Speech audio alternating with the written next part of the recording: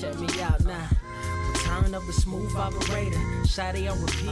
I say sleep later. This another favor. Consider me your neighbor. Lost a lot of fam in pursuit of the paper. She gon' catch the vapors when we slide by. The way I speak my mind, it's like I peak my prime, but I ain't close. I cruise through the night air. Fantasy a dream. Real world is a nightmare. Like Claire battling the brainless. Learn to live shameless. Talk about me alive, but claim that I'm nameless. You aimless. So I'ma style on them. They washed up. It's a rap. Throw the towel on them. Gaining miles on them. Otakus for the win. Tacos, it depend on the mood that I'm in. Like Finn when it's time for adventure. This some new blue. Get ready to enter my mind for a few. Come and take a ride with the crew. I'ma show you how to recoup days lost when you vibe with the blue. Come vibe with the blue. Yeah. About time to regroup. Fly, got my eyes on the view. Never hear lies, only truth. Realize why they vibe with the blue. Vibe with the blue. Vibe with the blue. Vibe with the blue. Vibe with the blue. Vibe with the blue. Vibe with the blue. Vibe with the blue. Vibe with the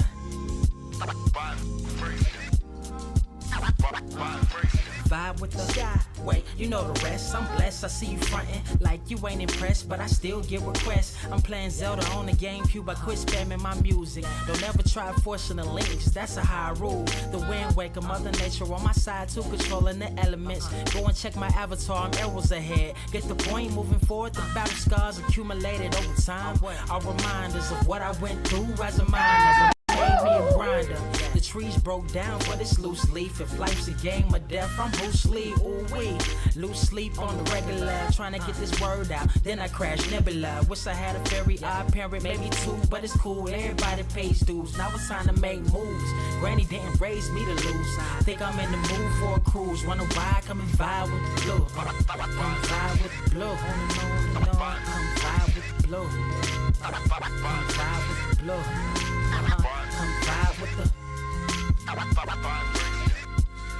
Check this out, y'all. I'm back spazzing like the elderly. Worth of my cousin Beverly. Never swear away from the truth. Just ask Heather. Be weather, be tripping. Starting to control like our destiny. Always give you the best of me until the death of me. My weaponry is a paintbrush. Hush, don't tell my secret. They get a hold of it. If you leak it, get it. It's cool. Got you covered though, look. But let me get back to that cool-ish, loose-ish. Why they still lying? They don't do this. Bad at board games, whole world clueless. Selling they soul for Roof Chris. Who's this honored fella? Need a sliced extra mozzarella. Crew fly, let God propellers. Humanity born like they don't trust fun. Why you dodge to tell her? You don't know, but my eyes are better. Life's a gamble, depending on who holding the cards. You can start living at large or it's bon voyage. Charge it to the game. Me and you ain't the same. I'm thinking bigger pictures. Why you still shrinking the frame? Ever blink in the rain? It helps when your eyes dry. Mob with the bright minds. Think you funny, wise guy? Midnight Marauder with a new tribe. Tired of the fake. Come and vibe with the blue sky. Come vibe with the blue sky. Why do you try? We get them high. Take them high. What I do? Come vibe with the blue. Yeah. Come vibe with the blue. Pass what up? Vibe with the.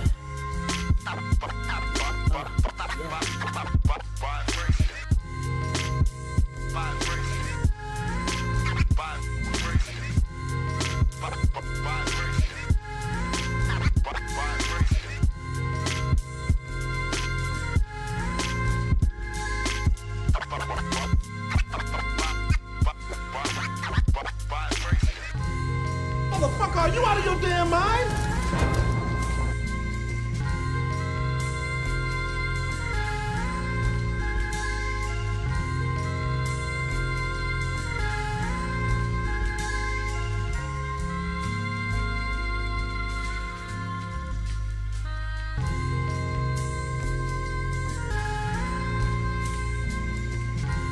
I have seen everything that has ever happened, ever will happen, ever could happen, and yet, what the hell is this?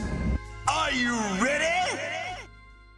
Word to wise, grass only greener when it's fertilized. Gave them truth in these songs, they prefer to lies. Destiny beautiful, adrift in her purple lies. You can't see me, you Stevie, wondering how I reach more evolutions than Evie and make it look easy. Dream on, yeah. Dream on, dream weaver.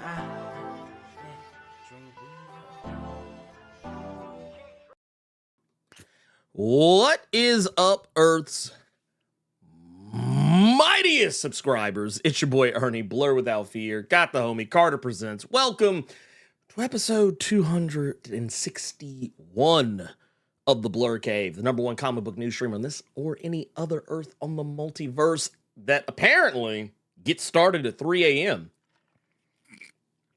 That motherfucker's been in the chat arguing about for like the past, I don't know how long.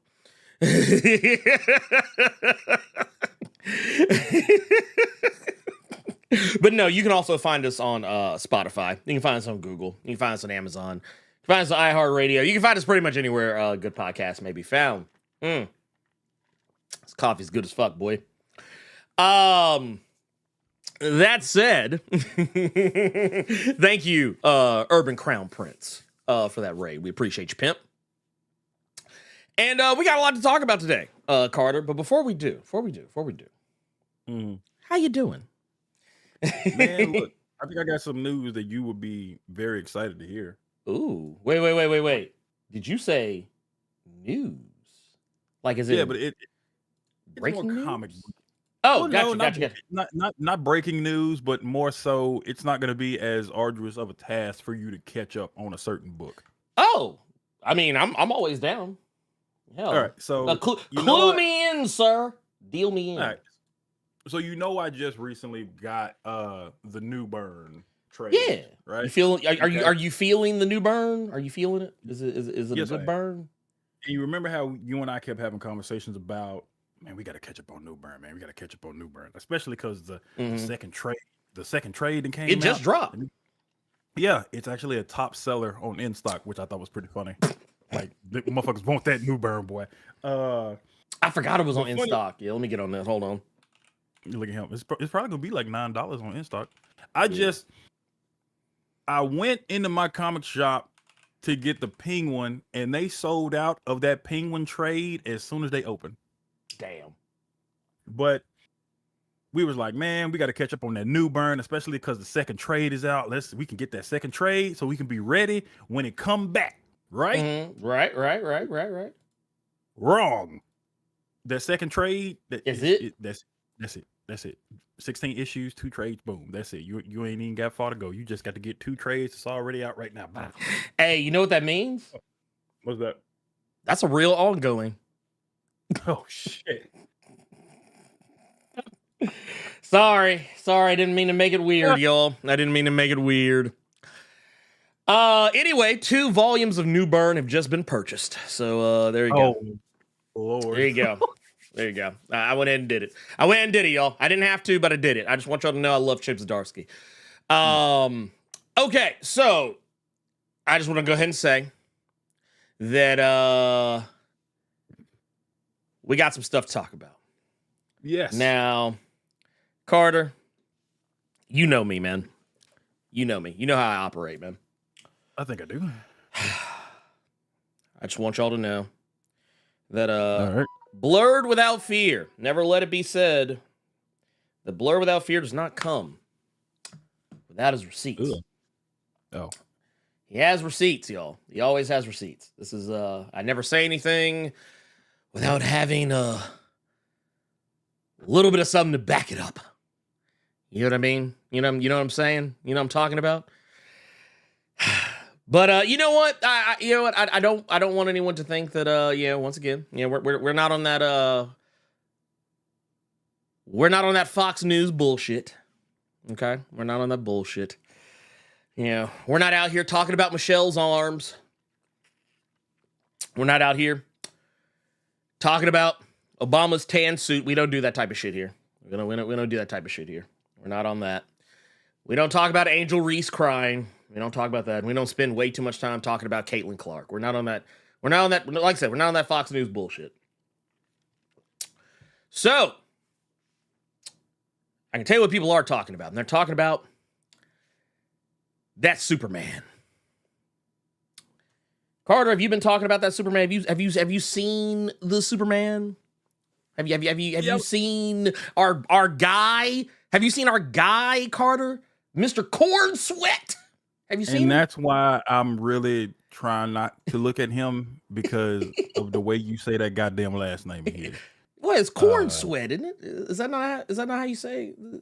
Is that not how you say his name, Mr.? Because of my sometimes childish mind, I can't get it out of my head. So when I see him in the super suit, I just think it's Corn Sweat is cosplaying. So you have ruined it for me, just like you ruined Magneto in X-Men '97. You have ruined a second thing for me. Wait, you mean you don't like Mr. Corn Sweat putting his boots on?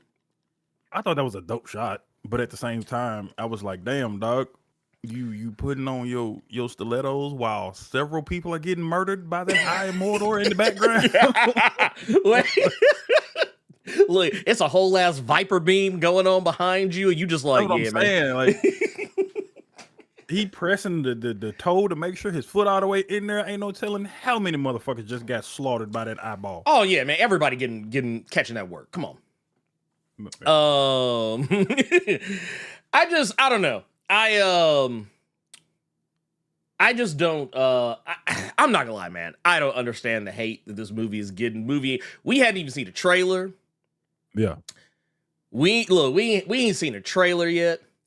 All we have seen is leaked, mind you, set photos. I think this photo we're looking at right here and the first photo they had of the crest on his chest, I think that's the most we have actually seen that we were supposed to see.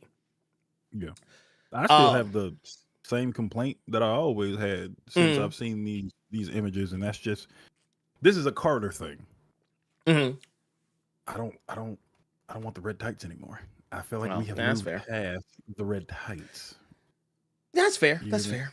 You know, but I do like the kind of sort of Superman Earth 1 vibes that the suit has. Yeah, I like it. Yeah.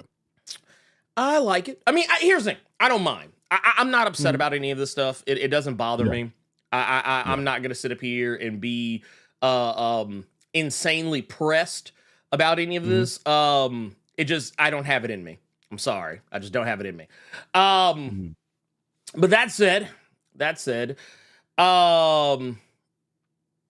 we've seen a lot. We've actually seen. Okay, look. Okay, here's the thing. Here's the thing. I want to make sure I'm incredibly clear on. Okay. There's a lot to make fun of with these set photos, but I want y'all to understand something. Movie magic. I want y'all to understand something called movie magic. Carter, we can talk some shit about Superman. We can definitely talk some shit about Superman. We can talk some shit about a lot of other things that have appeared. But the thing I thought was really strange, Carter, and it was how folks were so hyper-focused on this. Like this right here. I'm going to zoom in a little. I'm going to zoom in a little bit so you can see a little better. Here, I'm going to zoom in a little more. Enhance. There you go. So there were a lot of people who were pointing out how cheap the movie is, acting angry because it's very obvious that your boy Lex Luthor is wearing a ball cap. But here's the thing. Movie magic, y'all. Movie magic. That can't be real. That got to be something you just pulled out of your ass. People are really mad about that. No, I saw it on Twitter. People were upset. People were upset. They were pressed. They were complaining and comparing this Lex Luthor. It is how I know this is all cap. This is how I know that they are struggling to come up with reasons to praise Zack Snyder's DCEPU, to the DCU. They were basically, oh yeah, dude, Jesse Eisenberg had the better bald head. Okay. Come on now. Y'all need to stop. Jesse Eisenberg, bald. Whether he shaved his head for real or not, he was still a terrible Lex Luthor. That dude was not playing Lex Luthor. He was playing the Riddler. That is who he was playing. You can't convince me otherwise. This is why, yet again, I give you all a new chapter in the book of why Carter does not like referring to himself as a comic book fan. I'm just a fan of good stories. It's because if you motherfuckers are sitting here arguing about a ball cap, that's your argument? Yep. I just saw somebody in the chat talking about people aren't understanding. In 2024, people still don't understand that set pics are not the final product. You know what that reminds me of? Mm-hmm. I can kind of talk. Remember a certain game I told you that I looked at and tried out, and then the fucking thing leaked? Yes. Okay. Now you remember how that certain thing leaked, and then everybody lost their mind. This game looks crap. This game looks cheap. I'm not buying this bullshit. What the fuck is this?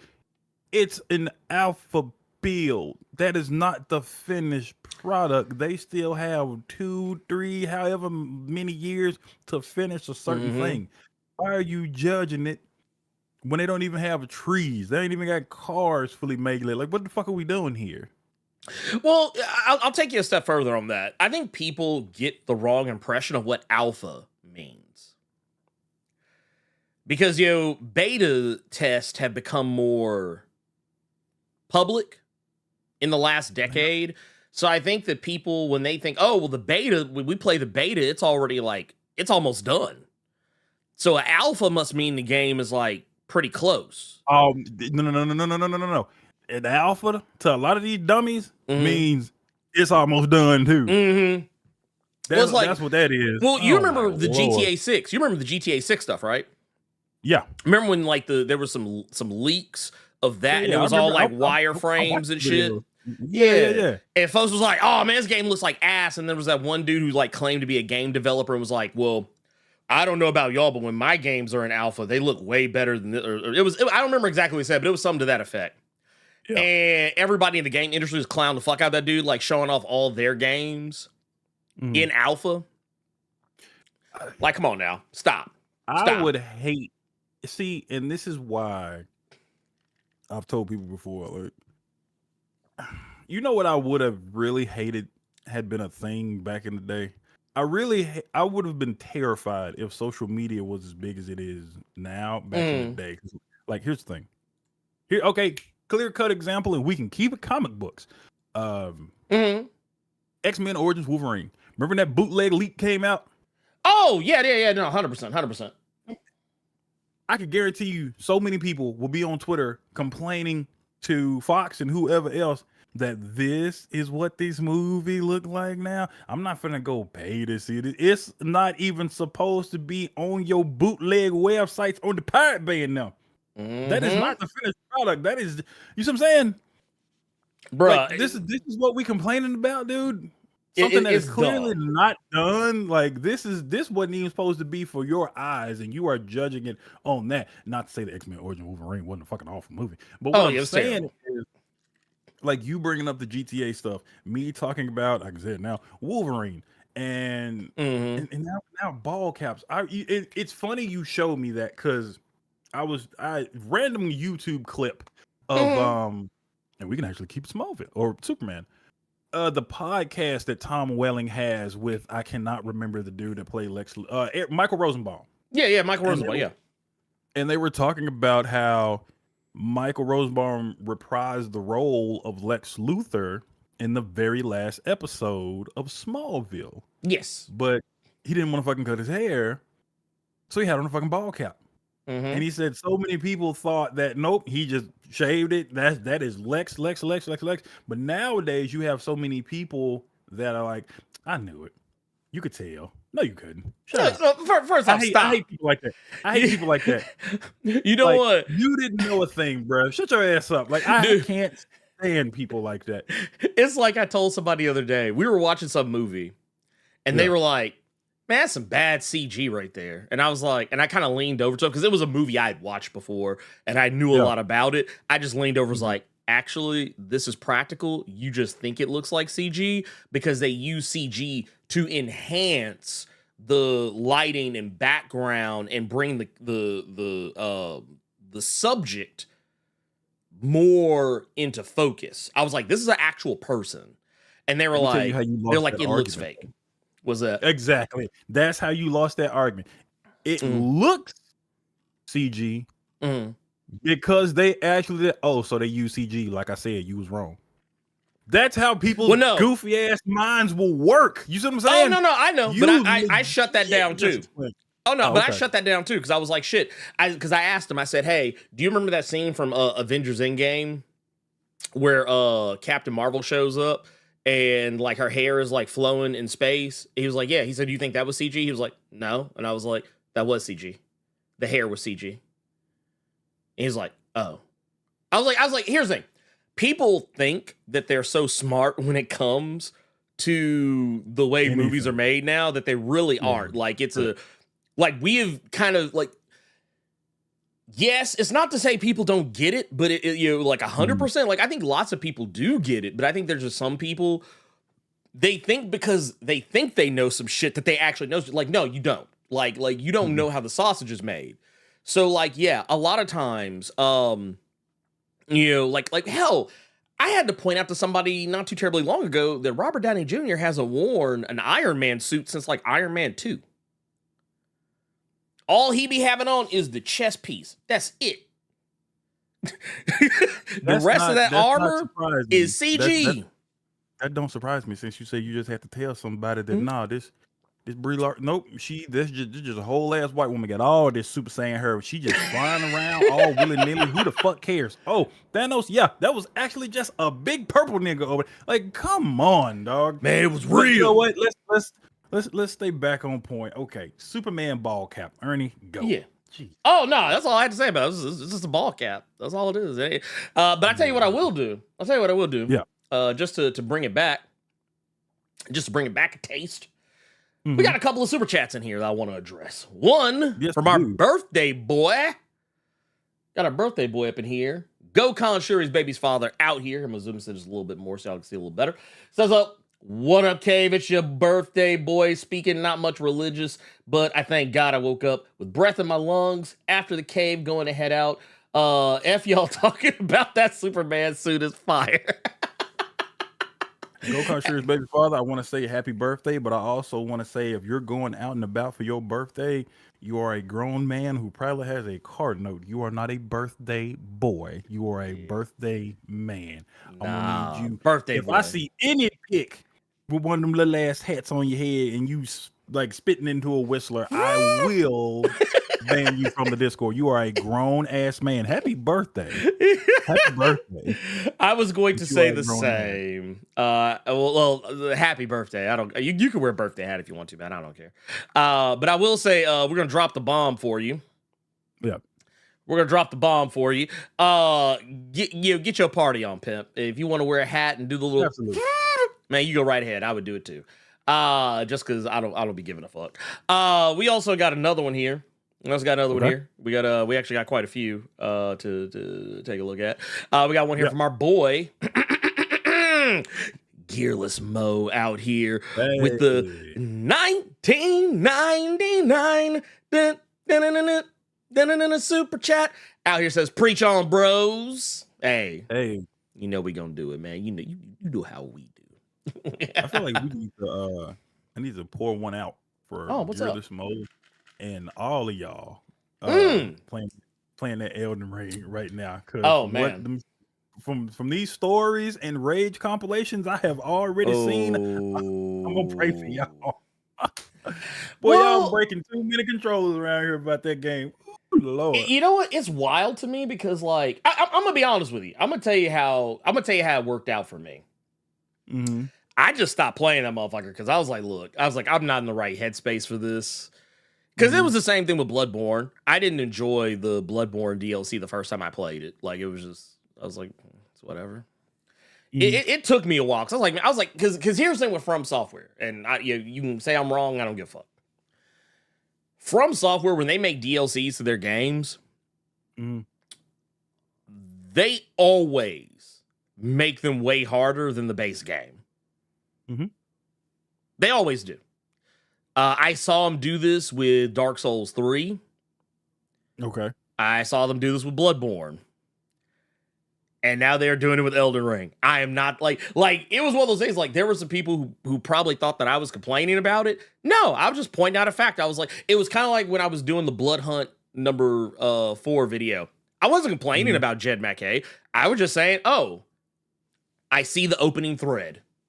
I get it. I completely understand how he writes now. I like that was me recognizing something in real time. That's all it was. Did you pull the thread? No. That's how you get the fucked up sleeves, man. I'm telling you, don't ever do that. One sleeve here, other one like up here. Looking like a broke ass member of the Judgment Day or some shit. Oh man. But what else we got? Yeah, it's but no, so that wasn't the only thing. That wasn't the only thing. We have also got, man, our guy Darkseid subscribing with Prime over on the Twitch side. Mm-hmm. We also got here. Let me pull this up because we got to put some respect on this. We got Bone Factory with the $3 says got the Question Omnibus Volume 1 this morning for $15. Excited. Damn. Got into the character when he was voiced by Jeffrey Combs. Oh, from DS9 and Justice League Unlimited. Yeah. I forgot that was Jeffrey Combs. Which, by the way, that's a steal. $15 for the Question. Yeah, that's a steal. I love to see it. I saw that in the bargain bin Friday. What? But it was $50 though. It was that. Oh no. And, it was that, and it was that Superman omnibus that the Tomasi one that you have that I didn't even know Tomasi wrote Superman. Yeah. I never knew that. I know he did Batman and Robin and he did Super Sons. I never knew he did I didn't know he did a Superman book that was that goddamn big. That omnibus was huge. Oh yeah, no, that motherfucker's up here. Yeah, that motherfucker's huge. Peter Tomasi, I did not know that. That's actually one of my favorite Superman runs. Like oh just, wow. Yeah, straight. Like Matt, okay. I actually said this when the book was first coming out, but Peter Tomasi was the first time I had enjoyed Superman, like legitimately enjoyed Superman in a long time. Okay. We also got LJ Brown out here with the I actually think it's probably a different number, but it's showing it weird on here because it's in pounds. But we're gonna say LJ Brown with the 4 pounds said all these lot losing their minds over costumes. Have we not learned from the Heath Ledger Joker casting? And look, P.S. Carter tells us more on the blurb beyond the trailer you met in the other universe. Oh my god. Yeah, we're gonna be talking about beyond the trailer here in a minute. Don't you worry about that. There's a negative effect that happened with the Heath Ledger Joker thing. Mm-hmm. And I hate it because what do you mean? Clowned. He was bashed. He's gonna be an awful Joker. Oh now, not we, because I'm not a part of you fucking degenerates. Everybody judges every subsequent Joker casting on him from him. Like, we didn't forget what you said. We were right there. We read it. I got the image right here. This is the image everybody saw first and got. Yeah. It was having a heat. Like, and I'll be the first to admit, when I saw it initially, my take was, I was like, I don't know about this. This looks kind of weird. But like when I think I even said something to the tune of, "Ooh, this looks bad." But when I actually saw the trailer, I was like, "Oh, okay, cool. Yeah, yeah." Let me take this tall cup of shut the fuck up. I'm gonna sit down and enjoy it. Same thing with Sabretooth. Same thing with Sabretooth. When Liev Schreiber was cast to play Sabretooth, and everybody said he looked stupid. And then he ended up being, I think, now the only good thing. Y'all hoping and praying that Ray Donovan show up in Deadpool and Wolverine. You hoping and praying Ray Donovan show up. Look, you already know we got one Sabretooth after they didn't show that footage, which I really would have kept in theaters. I would have loved to have reacted to that in the theater. They're giving the whole store away, man. They're giving the whole store away. They gotta stop. But you know what? That means Cotton Weary might just show up. That means Cotton Weary might show up. We might get it. Because remember, what was it? Your boy Juggernaut. No, wait. Let me just say it right now. 100% Cotton is a fire name for a TV show. That was my one takeaway from that screen. 100% Cotton is actually kind of a lit name for a show, bro. It was kind of cold. I was like, dude, I was looking out here getting this bag. I don't like that he caught it literally right after that. Yeah, see, that part they could have kept. They could have kept that part. We didn't need that part. We didn't need to see him catch it like that. We didn't need that. That they could have. They knew they was wrong for that. They knew they was wrong. You call me off guard though. You call me off guard though. You get a cut out. You get a cut out. I was not thinking about that, dude. Oh, you are a sick human. Oh no, that was my first introduction to Liev Schreiber. So like that was Okay. I was like, yeah, no, I said, ain't no way you ain't gonna that motherfucker will forever be cotton weary to me. But no, we also got another here from Big K Gaming. Oh, and we got another from Elite X1 we're going to talk about here in just a sec. Yeah. So, hey, y'all, appreciate y'all putting me on to Kamen Rider last week, but y'all motherfuckers could have warned me about Black Sun. Like, damn, was watching with my nephew, still enjoying, though, that and 01. Yeah, okay, What so happened in Black Sun? Black Sun is kind of wild. Like, it's not like your typical Kamen Rider. Wait. It's one part civil rights lesson, other part American History X by Bugman. What the hell? Wait. Oh! That's how he described Black Sun. Oh! Yeah. So, yeah, there's a lot going on. There's a lot going on in, he said kinda. There's a lot going on. Okay, I will say, Kamen Rider Black Sun, it ain't for the faint of heart. It ain't for the faint of heart. It ain't for the faint of heart. I'll just put it like that. Yeah, that's the one that Amazon did. Okay. That's when the Amazon, like that one was. I mean, here's what I will say. I will say if you want to, if you want to watch one of the ones that's on Amazon, I think it's on Amazon Prime. I like Shin Kamen Rider. I like Shin Kamen Rider, which is if it sounds like, oh, that sounds very similar to Shin Godzilla, that's because it's the same dude. Oh, okay. It's the same director. Was it Hideaki Anno, I believe? Yeah. But I will also say, if you can find a way to watch Kamen Rider Build, I highly recommend it. And we've also got another one here. Like I said, Elite X1, we're going to pull this up here on the screen here. Because, by the way, over on the Streamlabs side of things, we've got one that says, I'm sorry, but my on-screen Sabretooth is always WCW's Psycho Sid Vicious, and you ain't making it satisfied by anyone else. Dude, you know what? I'm not going to lie. Carter, do you remember Psycho Sid Vicious? You remember him? Yes, I do. Mm-hmm. You know what? I often, we often have this running joke. We often have this running joke that me and Elite X1 are the same person, like just but from different parts of the multiverse. We always make that joke that, oh yeah, this is he's the Blerd without fear of Earth, so and so. But I'm not gonna lie, in this makes it even more obvious to me that we are, if it didn't already, because that was something I actually used to think about when I was a kid. Like when I used to see Sid Vicious, because how crazy that first off, he was tall. He was really tall, freakishly large. Now, I will say the illusion was broke for me when that dude tried to do a big boot off the top rope and broke his fucking leg like a goddamn fool. I was like, first off, you too big to be doing that. But this motherfucker right here, he was crazy. He was legitimately crazy. If someone would have tapped into that, you would have had you'd have had your Victor Creed back then if they would have tried to do that shit back in the day, because they sure did love using wrestlers like Jeep Swenson and Tyler Mane and shit. I ain't gonna lie. How nasty would that move have been, though? Oh, if he actually would have pulled it off?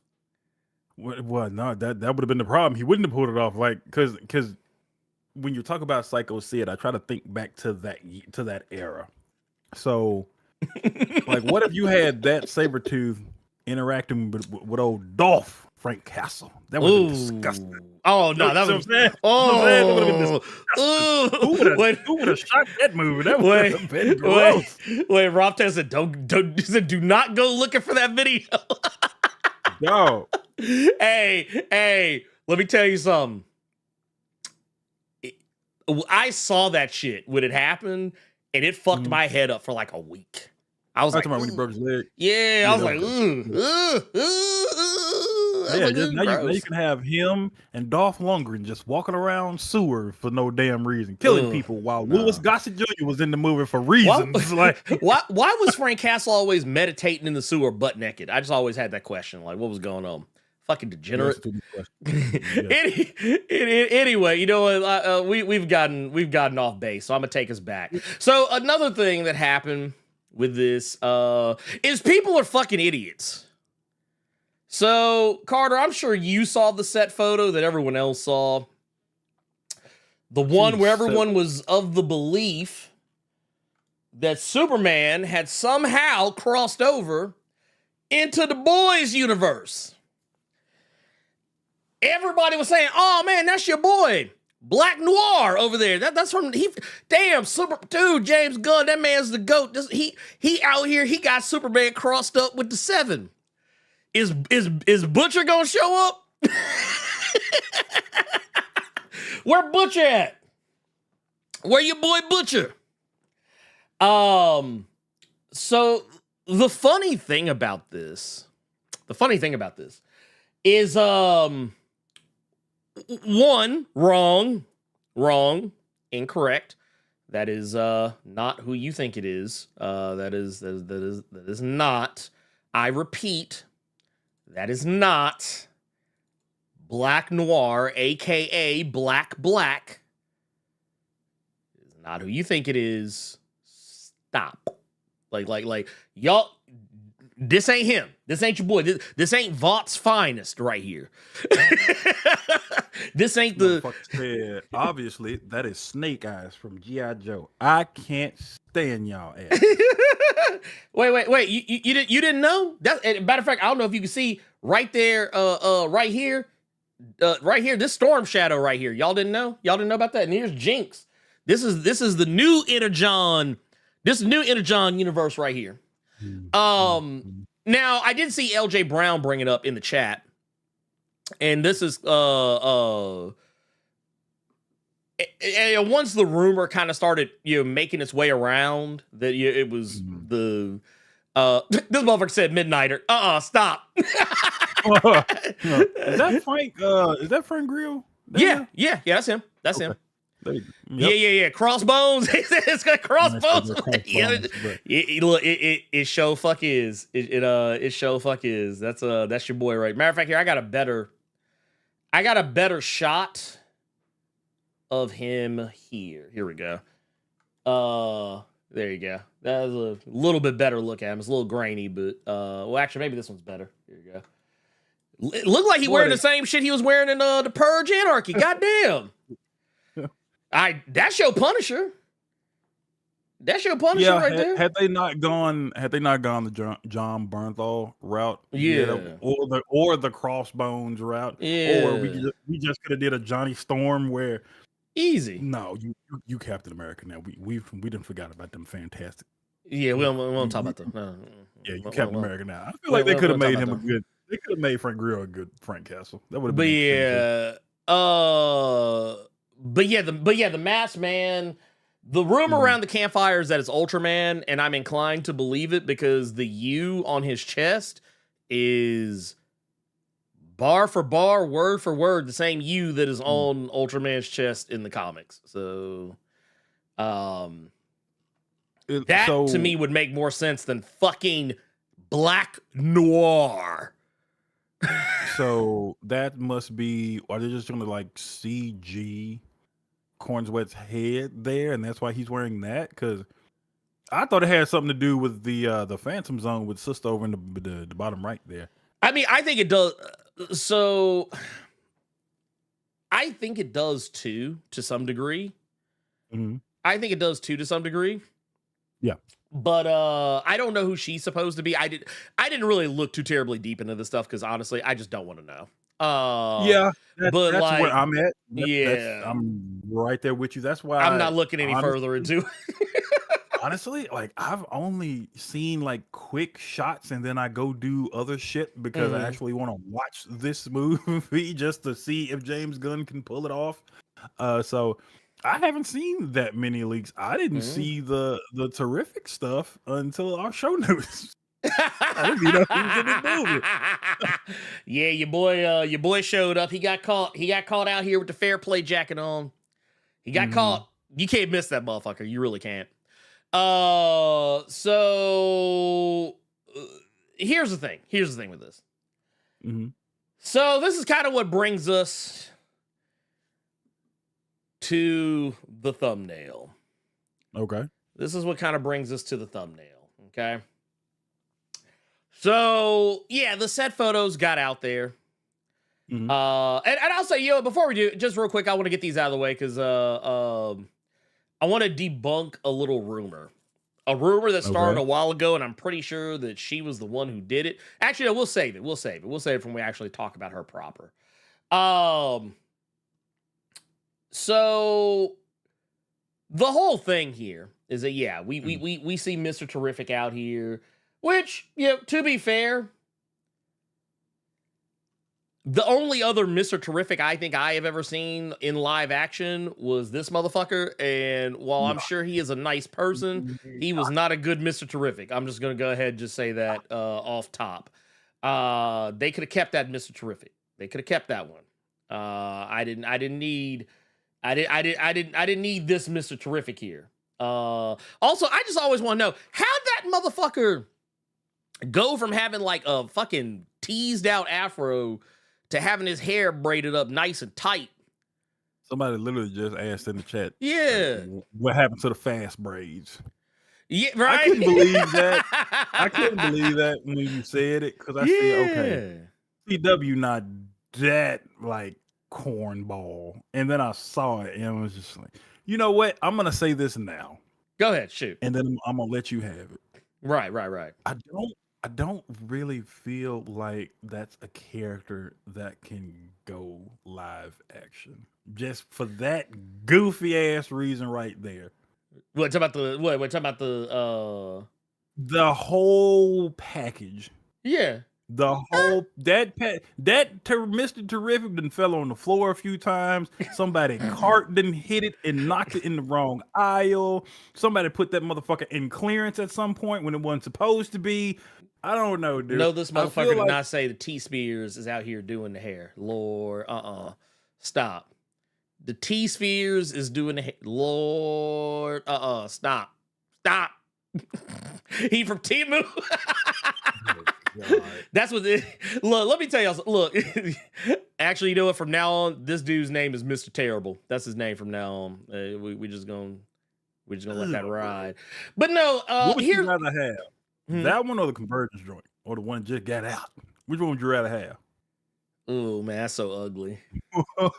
That's so ugly. That's so green. You know what? I'm not gonna lie. No, motherfucker. Which one? Which one you want? You want that one or you want that big back? Nah, give me Shug Terrific. Give me Shug Terrific. Oh, wow. There you go. I'll take Shug Terrific for 800. But no, so the set photos leaked. This was one of them. Mr. Terrific in all his glory. Now, here's the thing. Here's the thing I want y'all to take stock of, though, with this. And this is something I think will actually help you a long ways when it comes to James Gunn and his vision for superhero movies. He tends to like his superhero movies to look as close to the comic as humanly possible. You could see this in his Suicide Squad. If you've ever saw the Suicide Squad, one of the first things you will probably notice about a lot of the characters, that appeared, a lot of them were very, what's the best way to put it? A lot of them were very, I won't say necessarily just super comics accurate, but I mean, they looked like more colorful. They weren't like as, they weren't wearing like costumes with muted colors. It was like, hey, if this character's costume is supposed to be yellow, we're not gonna make it like a mustard yellow or like a kind of a dull yellow. We're gonna make it like them motherfucker yellow, like yellow on the color wheel yellow, like yes, that yellow. And Gavin said if they pulled off Peacemaker, they can pull off anything. That's a fair point. I mean, first, you ain't lied. You ain't lied. There was another one I saw. They said they pulled off the polka dot man, and it was polka dot man. So yeah, they did. As a matter of fact, they most certainly fucking did. And you know what? Yeah, if you've ever if you have watched James Gunn's Peacemaker, he looks just like John Cena looks just like fucking Peacemaker. Like I'm talking down to the T, the helmet. Like James Gunn's not that guy who's gonna like take the helmet and try and make it into something that it ain't.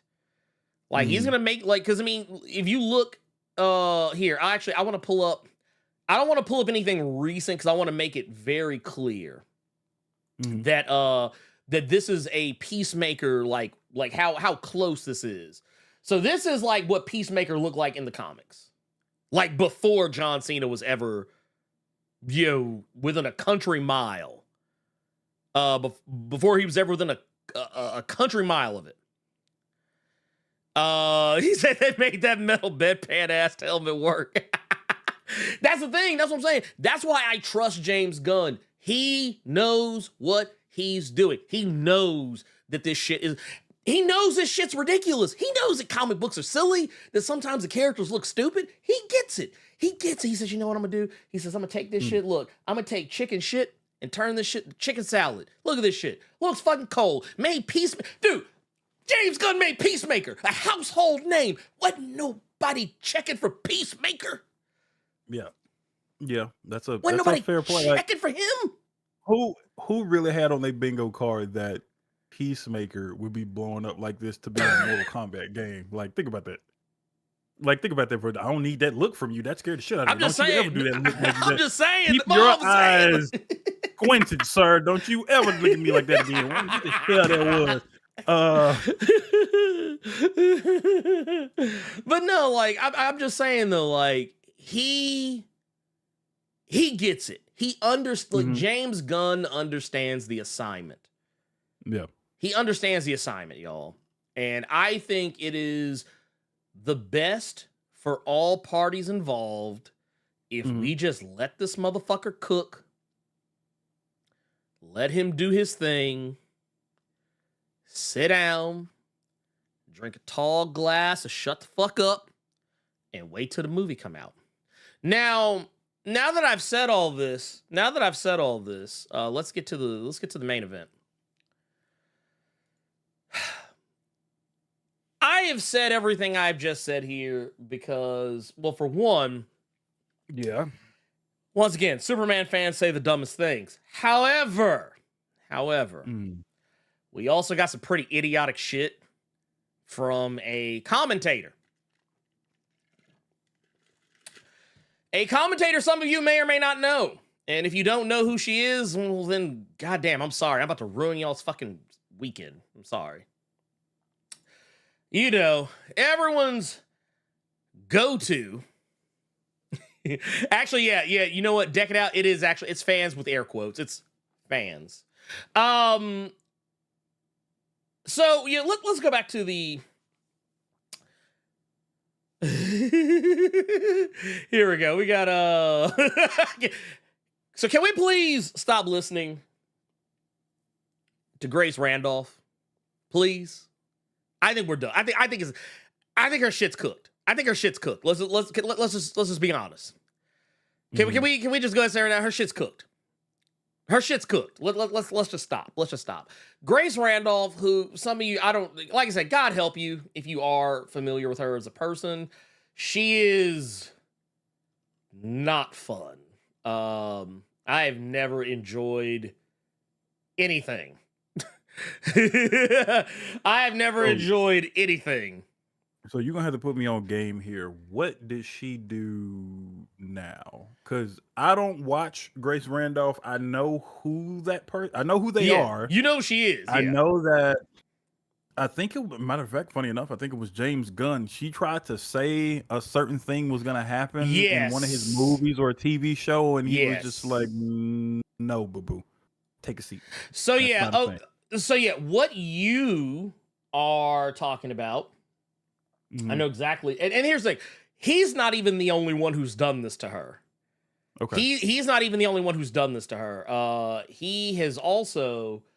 Here. This is what you're talking about. This right here is when she tried to say that he had already cast his Superman.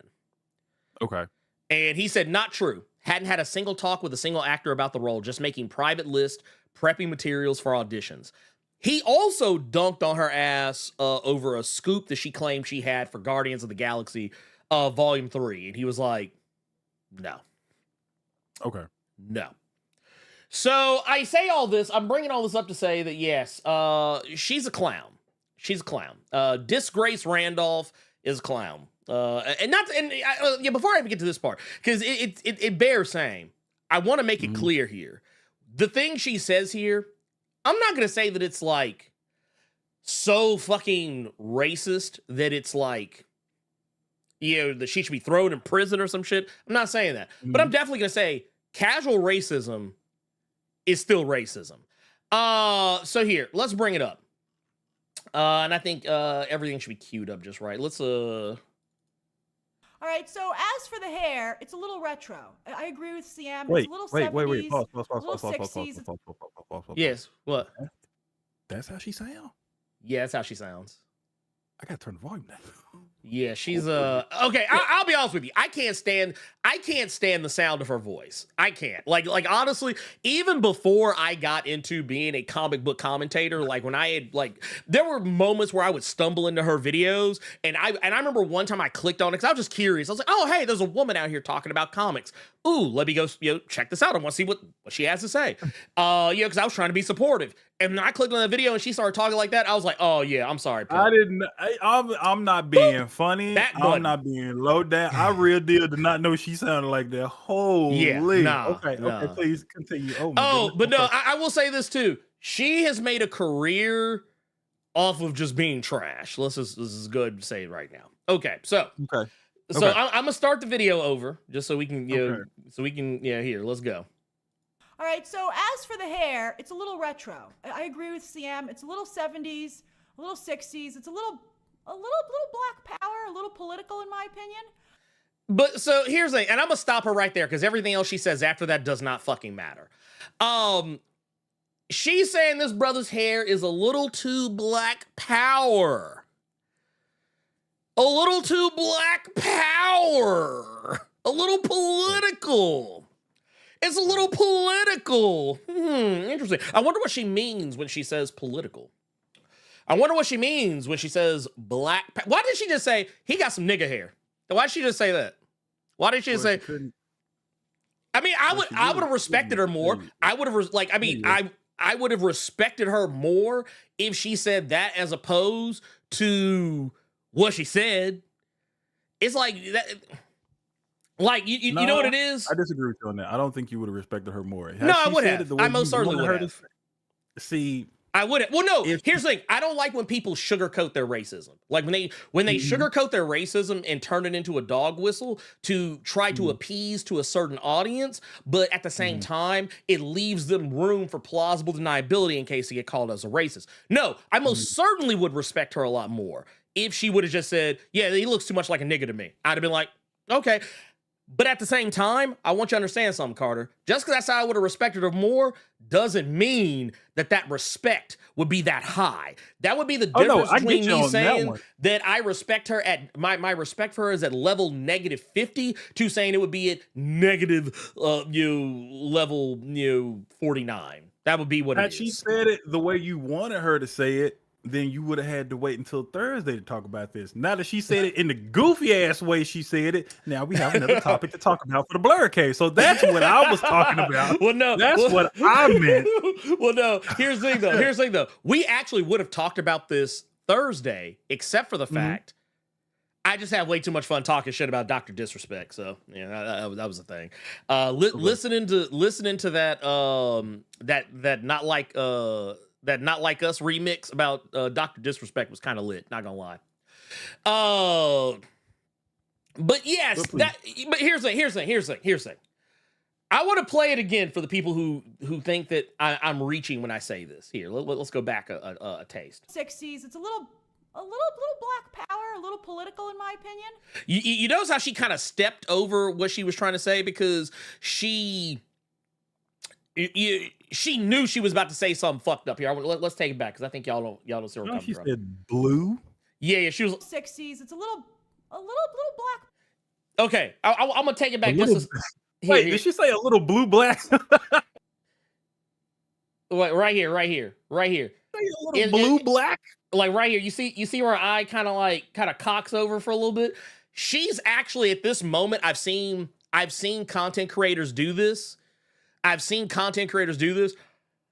It's that moment where she is in real time debating whether or not she's gonna say what she's about to say and how she's gonna say it. Now, I know there were some people in here talking about how, hey, you can't be coming at Grace Randolph like this. You're a fucking sexist pig and a misogynist. No, they said. Oh, my bad. She didn't say anything racist.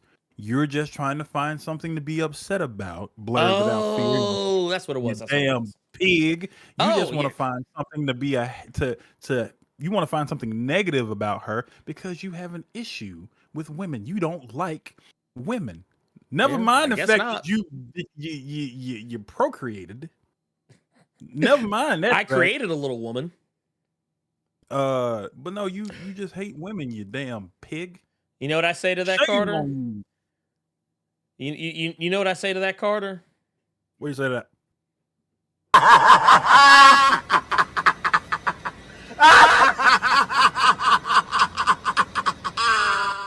That's what I say to that. Anyway, I'm trying to find so I pulled up Strange Adventures because that was the one thing I've read with Mr. Terrific in it.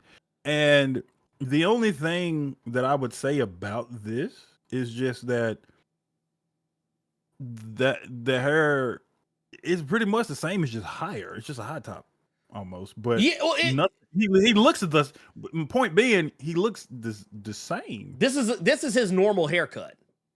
Oh, that's who's playing him? Oh, yeah, no. You showing the hair comparison. Yeah, well, here's the thing. So the look that James Gunn is going for is the look that's on the right. But this is what Eddie Gathegi's. This is his normal look. This is his normal walking around look. The only thing they did is that they just gave him more prominent sideburns. That's the only thing that really happened here. That's the only thing. And here's the thing, and I want to make something clear here. Mm-hmm. This is not the first time Grace Randolph has done something so stupid or said something quite as dumb. Let's just be honest. Let's be honest with ourselves about this. Wow, you're right. What? Well, I found a side profile shot of him in Strange Adventures, and it's literally just the sideburns. They take off the sideburns. That looks exactly like Mr. Terrific does in this. Yeah. Well, like, and he don't have the red eyes, but that's of course CG and shit. Yeah, right. Well, and I mean, like I said, this right here, I can tell you right now with all affinity, this is James Gunn's Mr. Terrific right here. Mm-hmm. This is his Mr. Terrific. It's the same fucking thing. It's the same thing. Like this is what James Gunn does. This is what he does.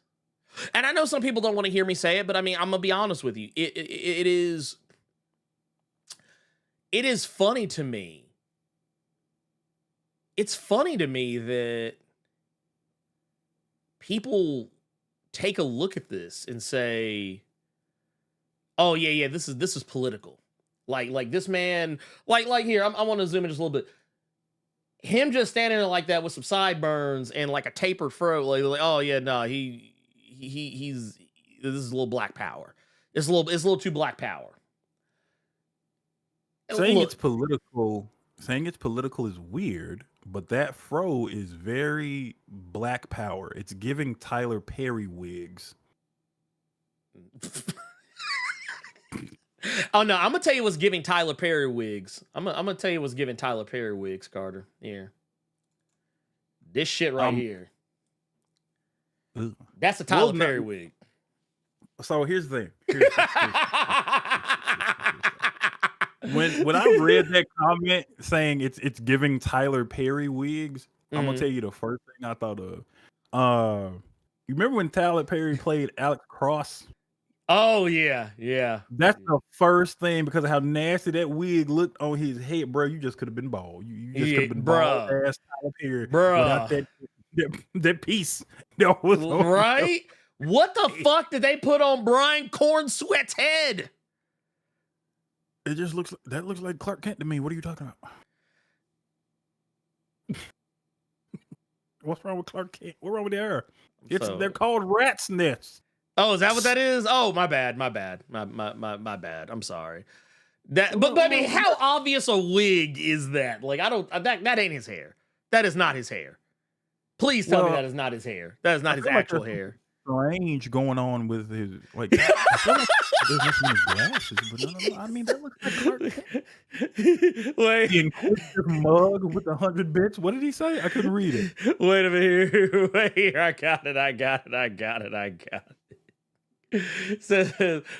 He said, hold up. I just read that Mr. Terrific came out 19 years before Reed Richards, and Marvel still called their genius character Mr. Fantastic.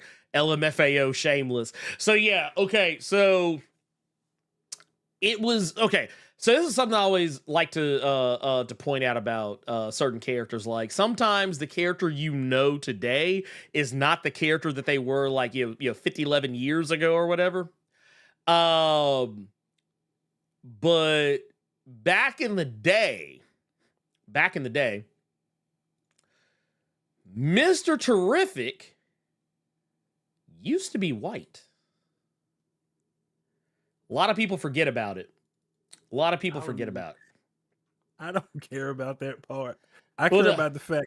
Who the fuck said, can you go back to that Clark pick? Oh, yeah. I got you. Let me, bam. Please. Who the fuck said that looked like Tony Khan? Y'all ought to be ashamed. I got an announcement to make. Tune in on Dynamite. That dude look like Tony Khan like a motherfucker. I ain't gonna lie. The hair, that's Tony Khan's. That is a Tony Khan drip right there, like off rip. I'm sorry. I'm just gonna go ahead and say it. Y'all have no shame. that is a Tony Khan drip. I'm not gonna lie to you. That is that is. Ain't that about a bitch? Carter? Ain't that about a bitch? Ugh.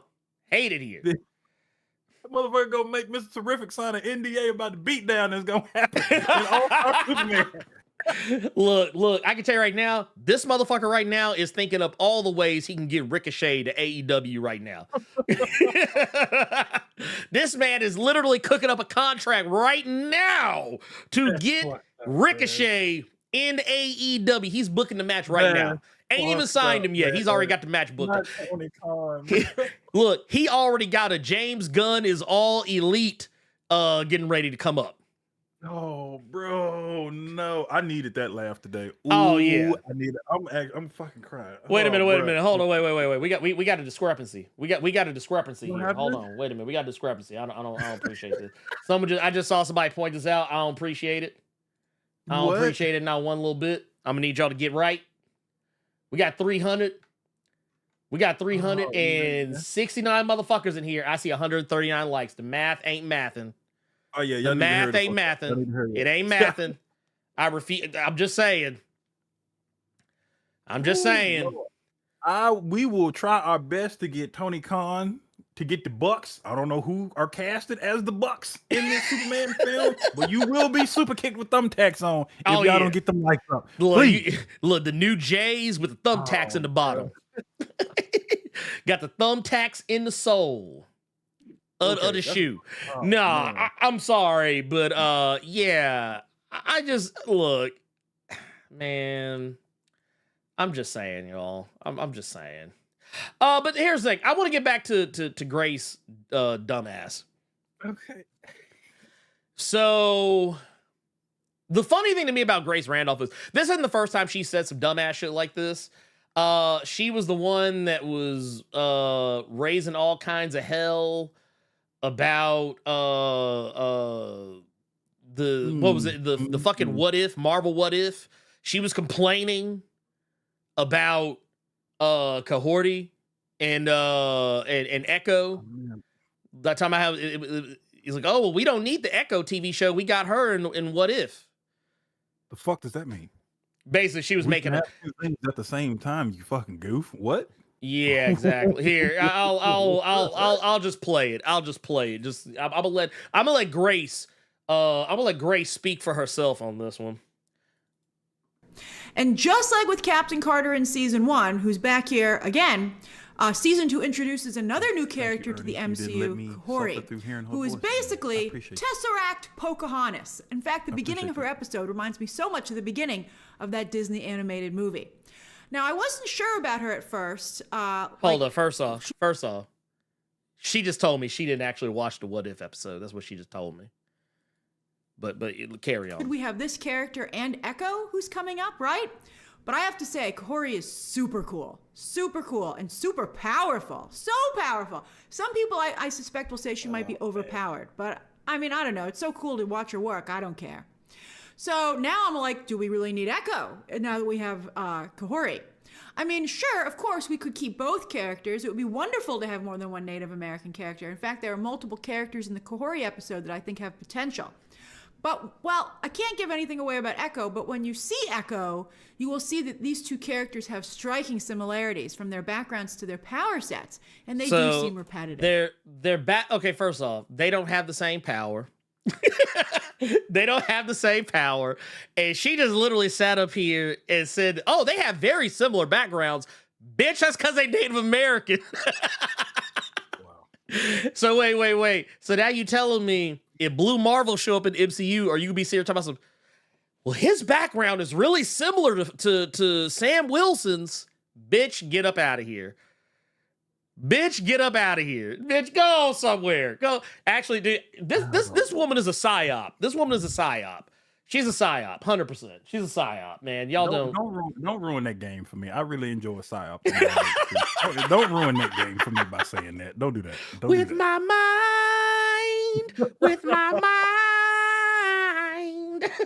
Yeah, don't ruin that game. I can take your. How many of y'all remember that game, Psyops, the Mind Gate Conspiracy? He's like, you out of pocket. You out of pocket. Well, you know, I tell you what's out of pocket. We haven't addressed any of these. Super chats or biddies or anything like that in a while. So let's go ahead and do that. First and foremost, we got another one here from the Inquisitive Mug, also out here with the 100 bid. He says, it'd be the same people yelling stop race swapping characters would be yelling, but 2 black characters though. Really? See, that's what I'm talking about. It's that bullshit. It's that Fox News bullshit every time. Out here talking about Michelle's arms all the time. Talking about Obama's tan suit all the time. Always talking about Caitlin Clark like she's the great white hope. Like the WNBA didn't exist before Caitlin Clark showed up. But he says, we got one from Brent Fox with a 5. Says, real late, but just wanted to say thank you for making my birthday weekend that much better. Codename Snug out. Hey, you know you can't get out of here. I wouldn't. You don't think by owning up to that name that makes you any better. You enjoy your weekend. I hope you wear some kind of tank top or something, because yet again, you give us a super chat, I gotta look at that profile pic, and it's hard for me to breathe because I can feel the tightness of that snug ass shirt you wearing through the picture. So please, this motherfucker with wear a loose shirt. It's your birthday weekend. Man, it's his birthday. Let him wear what he want to wear. Wear your true. It's called true size for a reason. Take that medium off and just throw that large on real quick. That little flop you gonna do at the bottom of the shirt, that's that cool air coming in. It's summertime. It's hot, bro. Get that sweat up out of there. Brent, please. Brent, wear your shirt. He just mad he can't wear it. we got another one here. We got oh man, Weed Man out here with the 1999 super chat says, I'm late, but Medea plays Alex Cross was dirty work. Beto should have flamed him about that on Atlanta. I mean, I'm actually shocked that there's a whole episode dedicated to Tyler Perry. I feel like Alex Cross didn't come up once. I don't think Alex Cross came up one time. No, just the mental image of Tyler Perry possibly trying to hand somebody a cup of grits or him having super armor to hot grits because it's happened to him before. Oh my God. That was... But yeah, we don't even, my sister and I, we actually saw Alex Cross in theaters. We didn't pay to go see it. We went and saw Paranormal Activity, and then the movie ended, and we just didn't want to go home. So we just walked into another goddamn theater, and we call it Tyler Perry Action Star. I mean, that 1999 was for you, Carter. Oh God, he wants you to fucking sing it. That's why he did it. Okay. Yeah, I did. Or I thought I did. So I just saw his comment, and I'm like, he was saying it was for me. Okay. Oh, got you. He gonna be the one that drops them specifically, so I have to hear that shit. He gonna be that. He got you, man. He got you. I'm just saying. Let's see here. We got no. This is wait. They just keep coming in. These just keep coming in. I love to see it. We got one from Mikhail Mick with the $13.99 Canadian out there just north of the states out here in the wait. I have to ask though. Are you in my favorite part of Canada? Calgary. No. Pause. Alberta, Canada. For those of you who are Lance Storm fans, you know what I'm talking about. You don't remember that, Carter? Old Lance Storm, when you talk about where he was from? I'm gonna tell you, I'm gonna be 100% honest with you. All I remember from Lance Storm is that nasty dancing entrance from SmackDown vs. Raw. That's all I remember about Lance Storm. You see, you remember Punishment Lance Storm. You remember Lance Storm when he was on Punishment from talking all that shit about WWE when he was in ECW. But no, like that motherfucker would come out and be like, he's like, I'm from Calgary. And he'd take like a long ass pause and then say, Alberta, Canada. And be like, okay, all right. We get it. But he says, see, my issue with Mr. Terrific, huge fan, they are pushing more on the needy sides, or maybe they mean nerdy sides, not sure which, but okay, and not the badass like how CW did with I'm a nerdy hero, push the glasses up with the fingers and be funny. Well, I mean, we don't really know what they're doing with Mr. Terrific at this point because we haven't even seen him say anything.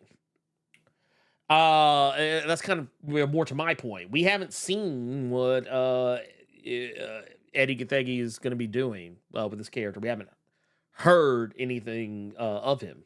I think that, let's wait. Let's wait and see what happens. I think we'll find out together. Also, Weedman Wade also out here says, if Clark is Tony Khan, Jimmy gonna be Darby. He gonna be Darby Allin. He going through a car too. That's hey, what my mind went. Wait, I do trust not need fall. to see Jimmy Olsen getting ragdolled by whoever the bad guy is in this movie. That motherfucker gonna jump off the top rope onto the car and be like, oh, what's it called? The coffin drop? Like, oh man. But no. By the way, I just want to point this out. We got 344 people in here. I see 198 likes. Once again, the math. It ain't mathing. It ain't mathing to me. I don't appreciate this math here. That this math that you're doing, it does not make sense. I need y'all to. I need you to get on it. You said every black person on the CW was a sidekick and nerdy except for Diggle. No, he just wasn't nerdy. He was still a fucking sidekick. Yeah, he was still a sidekick. Who they kept hinting was going to be Green Lantern, and he was clearly supposed to be John Stewart, and then crickets. So they did even so though you much. took one thing off, does not still mean that they get a pass or sidekick who Basically. standing roundhouse. Okay.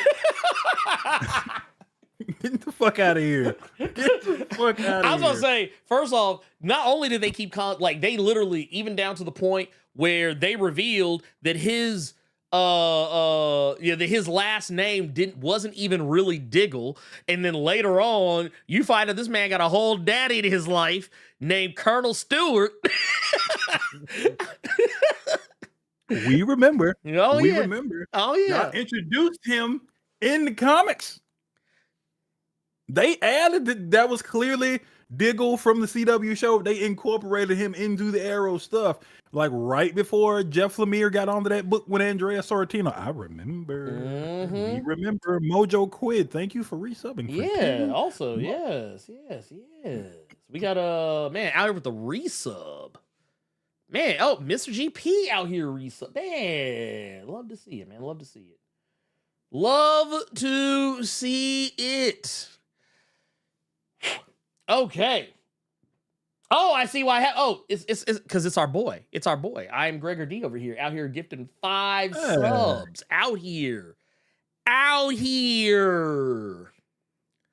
Just out here, man, just doing the thing. I ain't mad at it. I'm not mad at it. Out here just hooking folks up, man. Just out here hooking folks up, man. We love to see it. We love to see this stuff. We love to see this stuff. It's called community. Yep. But that said, hey, we got us another one here. We got another 100 biddies here. Hold on. Okay. Said Diggle looked at a Green Lantern ring on the shelf like Terrence Howard and Iron Man and said, "Next time, baby." He didn't even do that. That motherfucker just kept it in his pocket while it was giving him fucking migraines. Oh my God. Like I swear to 4 fucking different God. TV. We got 4 different him crossing over to other people's shows just to stare at this goddamn big ass, and that was a big ass case that ring was in your pocket. I know it was uncomfortable for you to sit down, Diggle, and then you just yeet that motherfucker into the shadow realm after like 4 or 5 crossovers. Take several seats. Yeah, I'm about to say I don't even don't even with me, pimp. Don't even. That said, let's see here. Where we at? Man, look, I'm gonna need y'all to get right. I need y'all to get right, okay? I'm gonna move on to the next thing, but I just want y'all to know I need y'all to get right. I see, like I said, we're still a little low. Motherfuckers and turned on the stream and just walked away, I guess. But I'm gonna need y'all to get them likes up. Anyway. Right. Now, since you have been, I don't want to say critical. Go ahead. Of Jed McKay and Blood Hunt, you said that you have figured it out. You found the thread. I did. Was that thread? Now, are you saying all these things that you found this thread and you finally figured them out because one of your favorite goddamn books is coming back? Is that why you saying? Because one of your favorite goddamn runs is being uplifted yet again. Is that why you said all this foolishness? Oh yeah. Oh, you already know. Moon Knight, baby. The whitest of nights. Whitest of nights. Ooh, Knights of the White. I didn't need you to sing that part. Wow. Look, let me tell you something. Moon Knight is the only white knight. Only white knight. He's the only one. He's the only one we get. It's the one we deserve. Okay? He's the one we deserve. But no, Moon Knight is back, baby. So if you've not been keeping up with Blood Hunt, and if you haven't, well, I understand. But Moon Knight is back on the menu. Moon Knight's back on the menu. I think it's a good time. It's a good time to be a fan of the Moon Knight. And why is that, sir? It is a good time because Jed McKay he's coming back. He's coming back for some more Moon Knight. And it's kind of funny, how all this is happening. And I say it's funny because here, let me pull this up real quick. But I say all this because in the midst of what I personally feel is some pretty mixed messaging in Blood Hunt. I'll go ahead and cop. I'll totally cop to that shit. There's been some mixed messaging in Blood Hunt. A lot of wild shit going on, just shit happening, and sometimes seemingly for no reason. But I mean, there's usually a reason. It's just not the reason we're probably hoping for. But Jed MacKay is back. He is going to be bringing, to my knowledge, he's going to be bringing Alessandro Capuccio back as well. And we are going to get to have our own little kind of, I guess, return to form, if you will, in regards to Moon Knight. And it's going to be interesting because this is, I kind of chopped this up in the same category as I put the, we talked last week about the Blade reveal. I put this in the same category. Mm-hmm. Same category. We saw that, hey, there's going to be a new Blade series coming out in October. And I was like, well, shit, I guess that basically tells us Blade is okay. Blade is going to come out of this okay. For at least 5 issues, yeah. For at least 5 issues, he's going to be okay. He's going to be okay, man. He's going to need I'm hoping he gets a comb at some point from that cover we saw. Oh, hey, no. Let it be nappy. Let it be nappy. He out here slaying vampires with the naps. I can't find my twist up comb. I got one primed and ready for him. Okay. Oh man. But it says so we got the reveal of a cover for what's gonna be Moon Knight Fist of Khonshu. This is going to be, both Jed MacKay and Alessandro Capuccio returning once again to the series. We saw here, it says in the press release, it says Full Moon Rising as an avatar and agent of the Egyptian god of the moon, Khonshu. Former mercenary Mark Spector has died and come back to life on more than one occasion. To the ignorant, his fate beyond death's grasp may seem idyllic, but being chosen as a Fist of Khonshu comes with a heavy cost. And like bones in a street fight, Mark Spector and the multitudes he contains may be about to break. So they're kind of doing something kind of similar. Well, not similar. I will say similar. It's not the same. It is similar to what was being done with Daredevil after the Chip Zdarsky run. If you haven't been keeping up with the Saladin Ahmed written Daredevil series, what happened with that was that Matt Murdock came back from the dead, but he didn't necessarily come back squeaky clean. It wasn't just easy. Like he kickstarted something with his return to life. Because under normal circumstances, when somebody comes back from the dead in Marvel Comics universe, it's usually either because they didn't actually die in the first place, or and they were just kind of laying low until it was time for them to make their triumphant return, or the character was killed off but was resurrected by some supernatural means, or like cloned, or some weird, resurrection spell, or something, or some multiverse shenanigans, time travel, you name it. Very rarely does it happen where somebody comes back because God brought them back.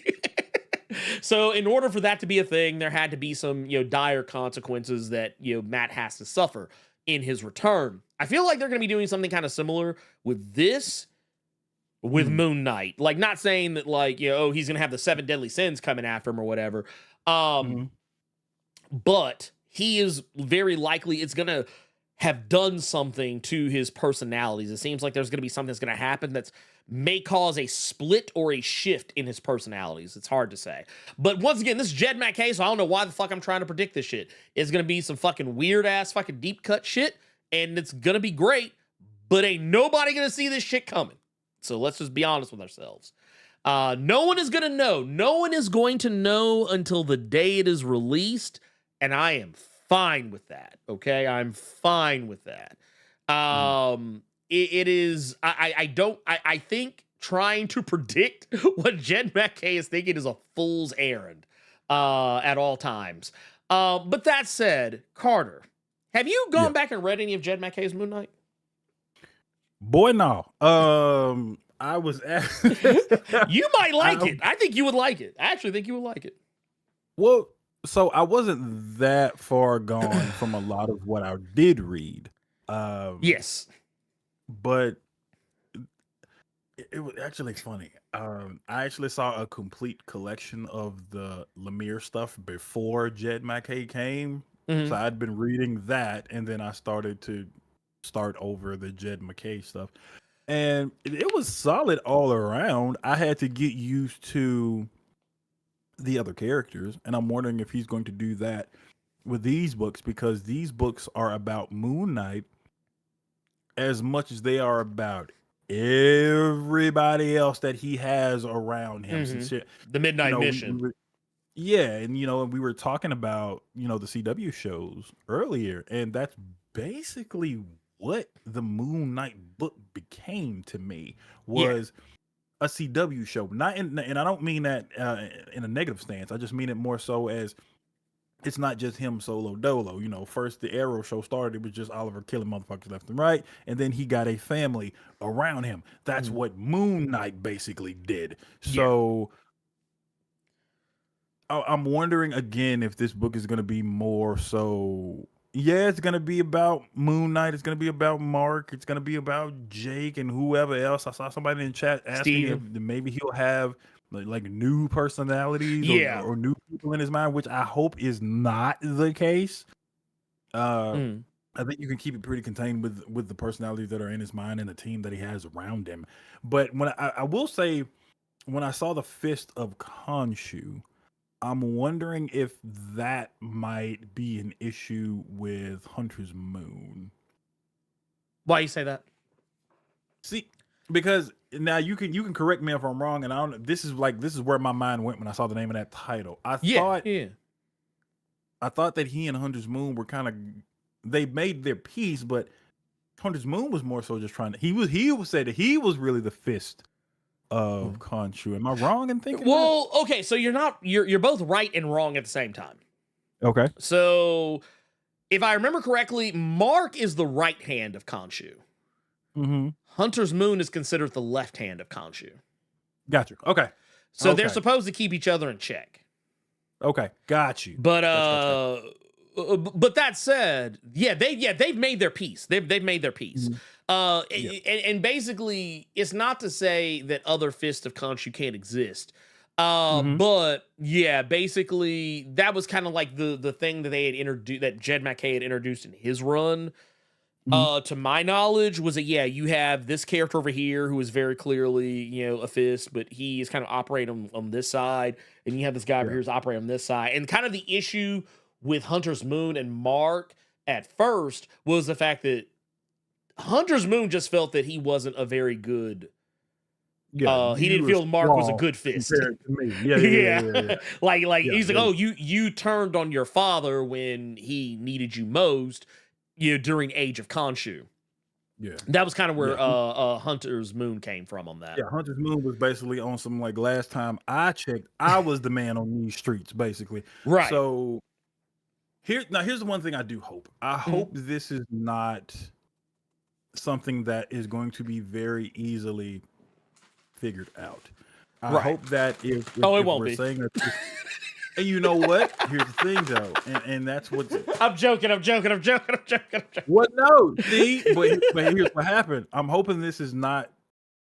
I'm hoping you're right, because I don't want another blood hunt situation where people were able to call the Varney stuff coming from several miles away. I don't want another. No, well, that would be pretty funny to see another Blerd Without Fear video of telling everybody who this Moon Knight is, and then no, you had to hold that. So I'm hoping this is actually Mark, and this is not a Mark but it's actually somebody else is in control of Mari. You know what I'm saying? I don't want this to be. I don't think he'll go to that well. I don't think he'll go to that well. Well, Yeah, I mean, like, it was, and that's why I kind of said I don't think anyone's going to figure it out because, like I said, I figured out Jed McKay. I figured him out. I understand. I understand the pathos of Jed McKay now. It is going to be a deep cut character. It's always a deep cut character. It's always a deep cut. And the thing that I like with Jed McKay is that it's a deep cut character, but it still works. Yeah, it still works. And because we have seen it not work before, where you just kind of like, huh, really? Well, case in point, Benjamin Percy's X-Force. When we saw who the Gene motherfucker was, and really, it's like Gene. It didn't work. It didn't work. Moon Knight, you figured out who it was. It did work. Blade, you kind of called it, and then you were just right, so you just pretty much pat stuff on the head for it. So I'm hoping since he did it well in Moon Knight, if you do another deep cut, I hope it's as good as the one you did prior to Blade. Well, and here's the thing, and actually, I never brought this up, but in his initial Moon Knight run, the villain who ended up being the new Black Spectre, that was a deep cut character that nobody would like. That's the thing. This is what Jed McKay does. So Jed McKay will go back into the lore of the comic that he is working on.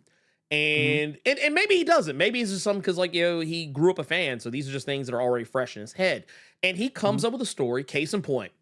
The reason why I criticize the Shroud reveal in Vengeance of Moon Knight #5, but here's was it #5 or was it #4? #4. But the point of the matter is, it still worked. Like, because at the end of the day, I was like, these are two characters who do have a long, not the longest history, but they have a history with one another. So that it's not one of those, oh hey, this is a character. This isn't a situation where it's a character who's being introduced as being like so tied to Moon Knight out of nowhere that we've never seen. No, this is a guy who has history with Moon Knight. The only critique I really had of it was just that I felt like because the Shroud had not been around, it was just weird that he showed up out of nowhere. Like he hadn't been hinted at or teased at in any way that I could see. He hadn't been... He just kind of showed up, but it still works because you're like, oh, well, you actually look at it with the benefit of hindsight. These dudes have history with each other. So, of course, the Shroud would probably step in and maybe, try and do something with this. In the case of, I forget the character's name because once again, I've slept since then, but the character who wound up being the new Black Spectre, no one, I don't think, was really thinking it was going to be that character. But when you think back on, you're like, oh, wait, these two characters have a great deal of history with one another, going all the way back to the fucking 80s and the 90s. And this makes sense. This is not a character who just shows up out of nowhere. And then, you get to the whole thing with, Varney in Bloodhunt. It's like, oh, wait, it's Varney, this deep cut character. But once again, this character has a long history with Blade. So once again, it's always going to make sense. It's just not going to be the most obvious thing. And it's not even going to be, I would even say, the next least most obvious thing. It's always just going to be something that no one's really thinking about. And the writing is going to be there with it, where even though it is a deep cut you may not know, he'll make it with his writing. He'll make it an important or an impactful thing as opposed to the Benjamin Percy stuff with X-Force, where it kind of fell flat. It fell flat because here's the thing: you had to do homework. You not only because I know I just said that with some of the other stuff that Jed's done, you had to do a little. If you did a little homework, it makes more sense. But what I mean with the X-Force reveal, when the man with the peacock tattoo was revealed to be the new Gene Engineer, here's the thing: I've read a lot of X-Men comics, and I was like, the new Gene Engineer. I was like, that implies there was an old one. I don't remember.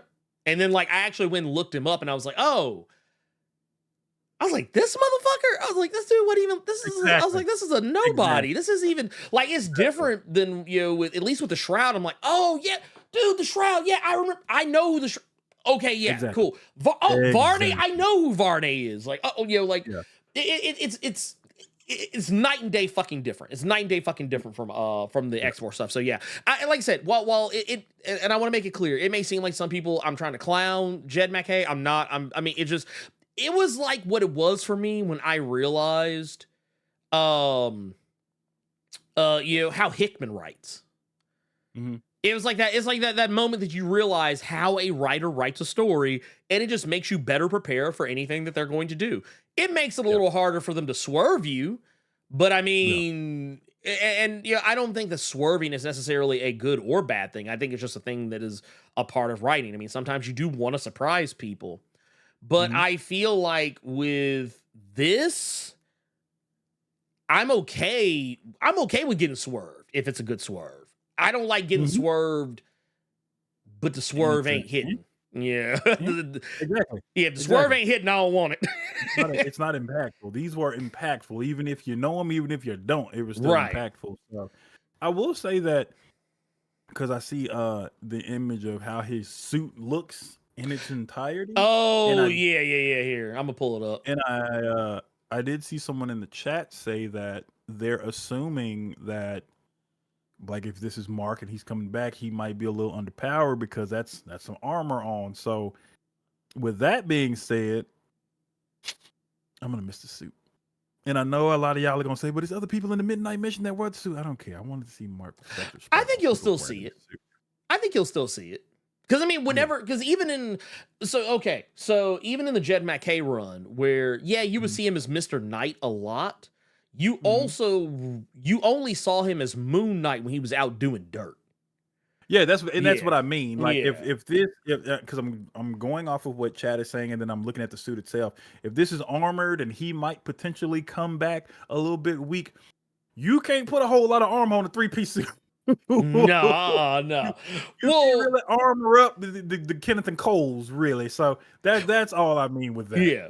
Well, you know how, and the weird thing about Moon Knight, too, is that, kind of like in the Disney Plus show, there was some actors that was kind of funny that they actually did it, is how Moon Knight, he could change on a dime. Yeah. Like, he changed on a dime. It doesn't even matter. Like, that motherfucker be in the bandages and shit, mummified up, and next thing be in the 3-piece suit with he'll fuck you up. But I will definitely say, the throwback to the I believe it was Jeff Lemire. I think I want to say it was Jeff Lemire's Moon Knight. I believe it were. I could be wrong. Okay. I'm open to being wrong. Contrary to popular belief, I'm open to it. I think this was Jeff Lemire's Moon Knight. Yes. Some of you may or may not remember it. I don't know. If you don't, I can't really help you there. I mean, I can, but you know what the fuck I mean. But yeah, there was that point in time where Moon Knight kind of had the kind of white and black fit. Because this look isn't new. This isn't a new look. Like, no, it's not. This is a take on the old look.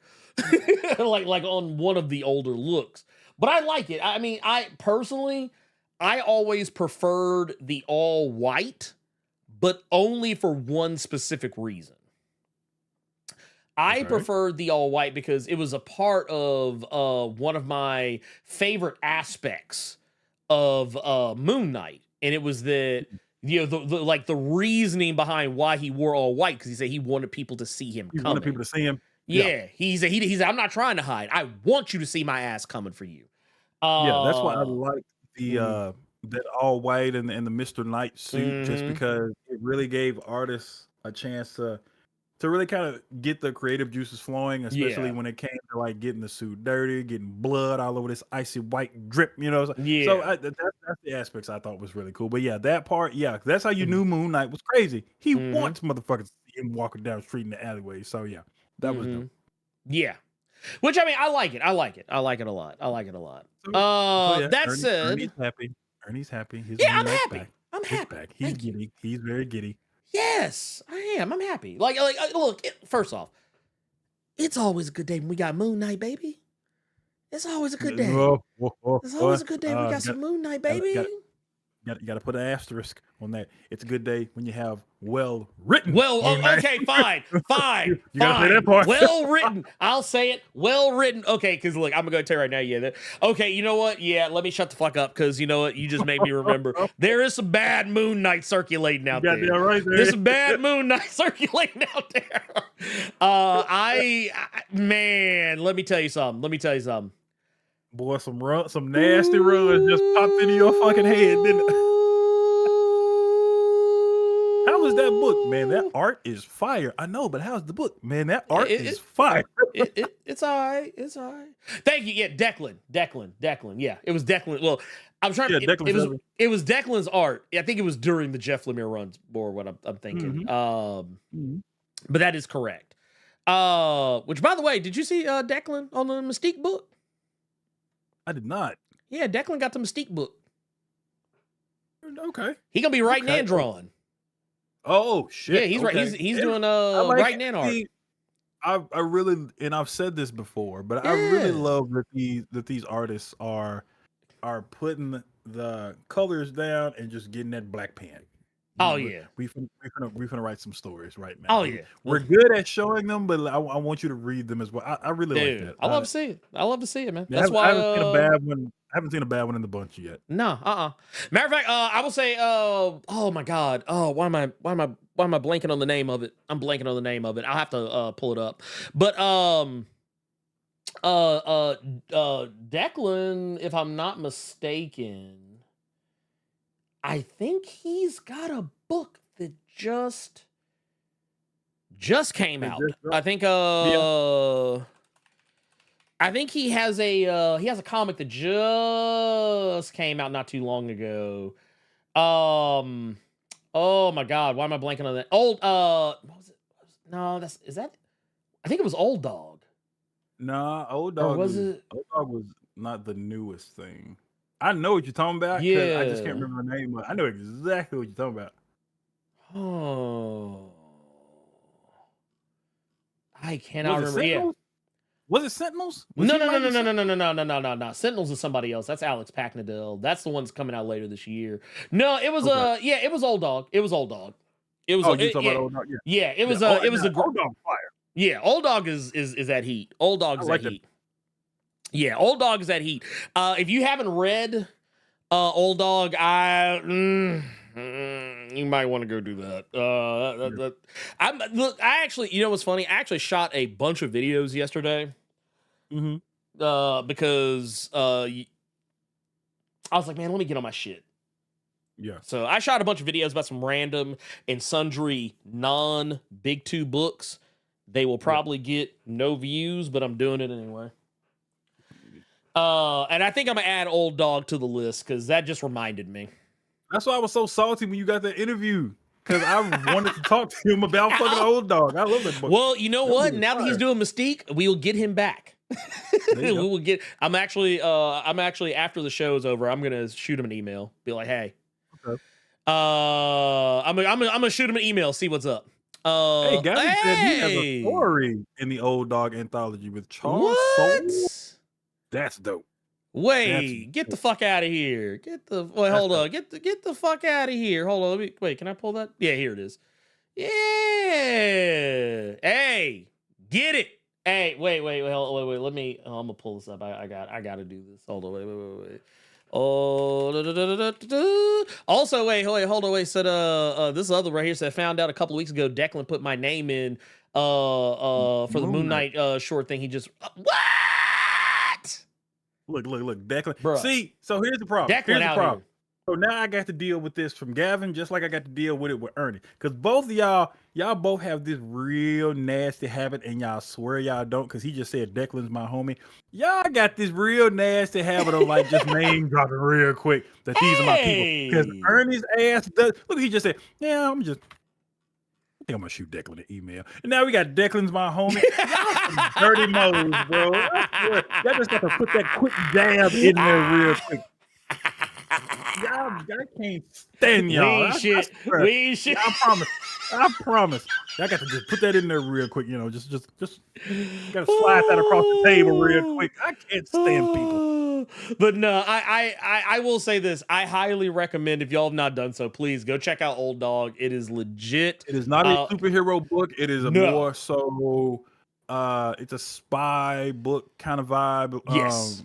You all know me. Like I'm quick to show y'all some indie image stuff. So it is not capes and cows. This is just a really dope kind of spy story. So knowing now, go read that book. Go read that book. Yes. And I will also say that if you've not done so already, I'm actually putting this on the list of things to do.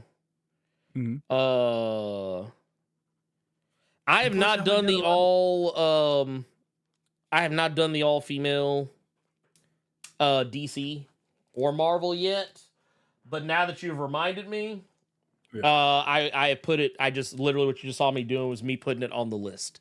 See, look, he just did it again. You see, he said he was too busy. I think that's when Marvel emailed me back in April. Well, I mean, but just real quick. That's the thing. Well, I mean, that's the thing because it's. I would okay. So here, and I'm gonna pull the cover back a little bit. Well, a lot of people don't. I would imagine, and correct me, Gavin, if I'm wrong. You're probably spending the better part of a day, just working on pages, and it's so time consuming. I would imagine that your time, like how many? I would imagine you wouldn't have much time to work on too many books concurrently. Like if you've already got, because like Gavin's already on Birds of Prey, and you take on like maybe 2 other projects, maybe like tops. I would imagine. Like I couldn't imagine taking on. Well, I will say too. Let me also put some a little bit of. Oh man, look at this guy. Look at this guy. Number one, happy birthday. Yeah. First off, hold on. Goodness. Hold on. God damn. Hold on, pimp. Hold on, pimp. Happy birthday. Goodness. 6-hour day inking Birds of Prey number 30. Okay, yes. Yeah, all right. Yeah, you need to stop. You need to stop. For all you audiophiles that don't know why we're freaking out right now, this brother Gavin Guidry just said today is his birthday. Again, happy birthday. But he is still pulling a 6-hour day inking Birds of Prey 13. He said it takes me 4 to 5 weeks for a full 20-page book with some covers thrown in. That's not even talking about when he got to go use the bathroom. That ain't talking about when he got to go in the kitchen to make some pizza rolls. They ain't talking about when he just gets sick of that shit when his hand cramp up, so he got to go smoke a Newport outside. That's not even talking about that. God just damn. Man, like, do you need some box wine? I'm not gonna get you the real shit. Like Ernie do. I mean, look, I'm gonna tell you right now. All I can say to that is Jesus. That's all I can say to that. That's all I can say to that is just like, God damn. Whoo. Okay, boom. Look, he got an ice cream cake. I have not had one of them in a minute, but I'm gonna need all of y'all. Wait a minute. I gotta ask a question though. Uh-oh. Homelander ain't give you the ice cream cake, did he? Stop. Bone Factory says he knows Jason Aaron and Kyle Strom. Here's the thing, and I'm gonna need Gavin to go do this because I really want my book done and continued. We got 2 people that know people. I'm gonna need at least 2 of y'all to ask Jason Aaron what's up with this Southern Bastards. We got an artist right here in the chat. His birthday. What we doing? He's like, hey, can we get that Southern Bastards finished? He's like, can we get that Southern Bastards? I need my book finished, please. Oh, God damn. Well, okay, so I'm going to tell you something that's kind of funny, Carter. You know what you had me do the other day? I don't even know if you realized you had me do it. What's that? I actually went back and started, because it's been a long time. I think, like, I read a little bit of Southern Bastards when like it first came out, like when it was first like started, but I never like kept up with it. So I actually went back, started reading it again, and I was like, oh man, yeah, it's like he does need to finish the shit. Look what Gavin just put in the chat. Oh, let me see here. Oh yeah, no, he said it last week. He said it last week.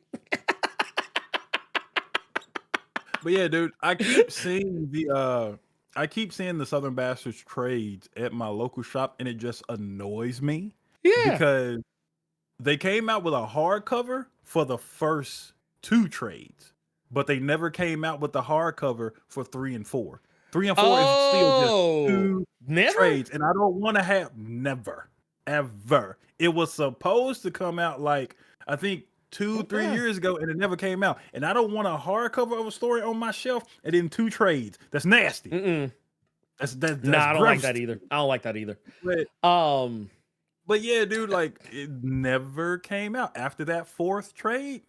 Nothing. The wait, I gotta ask. Wait, hold on, wait. Can wait, hold up, wait. I have to ask. I see it said I worked with Ed Brisson and they're real tight. Here's the thing. I gotta ask the question. Is Marvel ever gonna like let Ed Brisson cook on Ghost Rider like ever in life? Because I'm still mad. Nope. Okay, funny thing though, because I know Gavin has to go, so we ain't gonna put that on Gavin. But did you know? I think I sent it to you, matter of fact, just to make you even more mad than I was that they came out with that collection of Ed Brisson's Ghost Rider. So now we got a collection of the book that didn't finish. I ain't gonna lie, Marvel need their ass whooped over that shit. That was because I was reading that Ghost Rider, it was fire, and they canceled that shit, and I was like, oh no, So now you just gonna shut your ass up, and you're gonna take that Benjamin Percy and be happy about it. Yeah, Ed Brisson was setting up some loveliness, and now we can have a whole trade paperback of a run that was not complete. Thanks, Marvel. I was like, hey, that's so sweet of you. That's so sweet of you. You can have like I at least wish they would have did like what they did. I don't know if you ever knew this, Carter. Back in the day, Ms. Marvel was canceled. Like way back in the day, like back when Chris Claremont was on the book, and there were I think there was 1 or 2 issues that never got released. But when they released the collection of Ms. Marvel, they actually put those unreleased issues in the collection. That's dope. Like that part was cool. I was like, okay, let's fucking go. That's how you do that shit. Put the shit out there. Also, I'm gonna need here's what I need you to do, Bone Factory. I'm gonna need you to tell Jason Aaron to don't pay no attention to them fuck ass haters out there. Tell Jason Aaron to turn Twitter off while he is writing that Ninja Turtles. I'll tell him, nah. Bone Factory, you have to learn that you can't say everything. You could have left your statement at Aaron lives not too far from me. You could have just left it there. Tom is from my town and stole a lunch tray from a high school just up the street. How are you just gonna tell somebody's crimes like that? How you just snitch on somebody like that? The law is out here. You see how crazy this goddamn world is nowadays. Hey. Somebody probably gonna be real petty. Somebody house y'all an egg that's probably became the law now. Not even try to get his ass for a lunch tray because you talked a little bit too much. Damn. You can't tell everybody business like that, dog. Hey, you can't do it. Also, shout out to Specs. Said Brian Hill turned Twitter and IG off lately. Honestly, it's probably for the best. Like there's nothing out there. You gotta bring it down, Bone Factory. You can't just snitch because those people out here, dog. Oh yeah, they gonna get it. I've seen enough episodes of X-Files with the cancer man that the people out here, dog. We don't want that man to get because Bone Factory was in a goddamn Blerd Cave. You know that motherfucker stole a lunch tray? Yeah, it still had the milk on it. Yeah. So no, you can't do that. And then he went outside and bust somebody upside the head with it. I synced it. He said with Gavin said to work with Bid Percy. He said, but we're not boys. Oh man, that makes me sad. Man, see, no. I don't know. What you got? What you got, man? What you got? What you about to say? What you about to say? We have gone off in the weeds for a little bit. We have, yeah, and I'm okay with it. We're talking about one book that you in love with. Oh, now yeah. I'm gonna need you to talk about another book that you're in love with, and I need you to give me some reasons as to why I should go Joe. I need you to give me some reasons.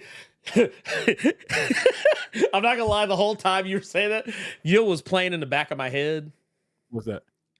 Do you remember the you've seen the original G.I. Joe animated movie, right? Yes. Okay, so you probably know where I'm about to go with this. So, man, one of my personal favorite things of all time. It just makes me excited because, like, I feel like we're getting it back, man. We're getting it back, man. We're getting all the good G.I. Joe back. Oh, man. Because, look, here. Let me just put it like this. When I say we are eating, if you're a G.I. Joe fan, I'm saying we are eating because we've got the Larry Hama, real American hero G.I. Joe back. Mm-hmm. It's getting reprints. It's getting new issues. Larry Hama is out here killing it. But also, if you just want some mojo, Energon Universe is gonna hold you. Energon Universe is gonna hold you. And I say that because of this. Now, we knew this was coming. This wasn't news. Not in my opinion. We kind of had an idea this was going to happen. The main thing here, I'm actually zoom out just a teensy weensy bit. There we go. Yeah. And then pull up there. So we've got Joshua Williamson, who wrote what I feel are two of the best G.I. Joe books. That I had read. As far as like not counting Larry Hama stuff, but just like just period. Is he put out Duke and Cobra Commander, which I thought were great. I thought both were great. Great books. Great kickoff to the franchises. You get to watch the rise of Cobra and the rise of G.I. Joe in these books. Yeah. And we got a tease in the Energon Universe one shot that came out like I think a month ago, a little less than a month ago, and it teased the upcoming G.I. Joe that we're talking about right now. So G.I. Joe's got a book. I don't know if Cobra is going to get a separate book, but man, if they did, you can real deal pick a side then. If that was the case, that'd be a nutty Comic-Con interaction with people. That would be. Do you know how hard body I would be on that Cobra book? I'm gonna tell you what's funny. I'm gonna tell you what I envision. I envision that you'd have one group of people over here with the new Cobra. You have another group of people over here with the new Joe, new Duke. You got everybody on this Cobra side with Deathstroke, Scarlet. You got Duke. We don't know what's going out with Duke. And then you just gonna have them old heads smoking a cigar, just laughing at y'all because they still chilling, reading this Larry Hama. Real just watching all this foolishness. You remember that used to be us? Yeah, I remember them. Look at that. Look at them. Look at them youngins.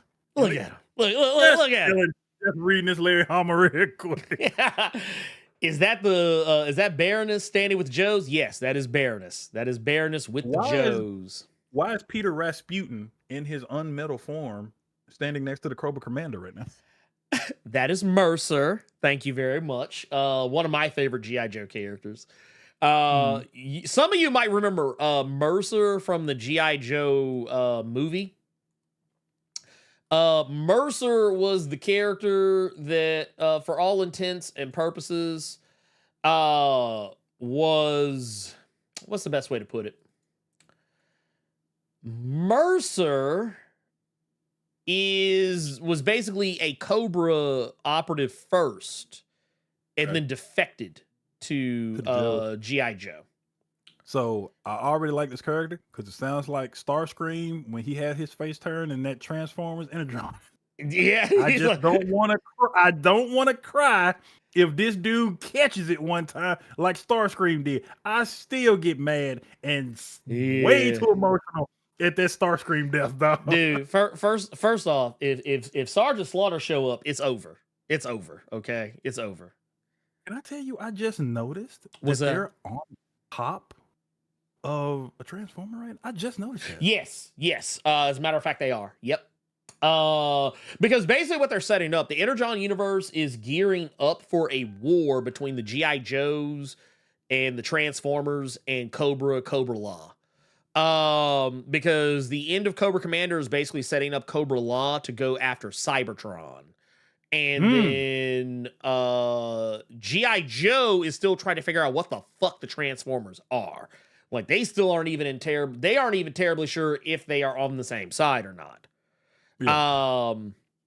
Which I love, because right now the Decepticons are showing so much nuance as characters that they're just not like cookie. Like, let's be real. I love the cartoon, but this was the cartoon. The Decepticons just be mustache twirling villains. They just be like, yeah, fuck these humans. But like in the Energon, Daniel Warren Johnson, he's like, you got Astro Train out here like, and I don't really want to do this. I don't like fucking with folks that's weaker than me, but I gotta do what I gotta do to get what I need done. You got Thundercracker out here talking about some like, hey, dude, Soundwave, we ain't got to kill all these people, man.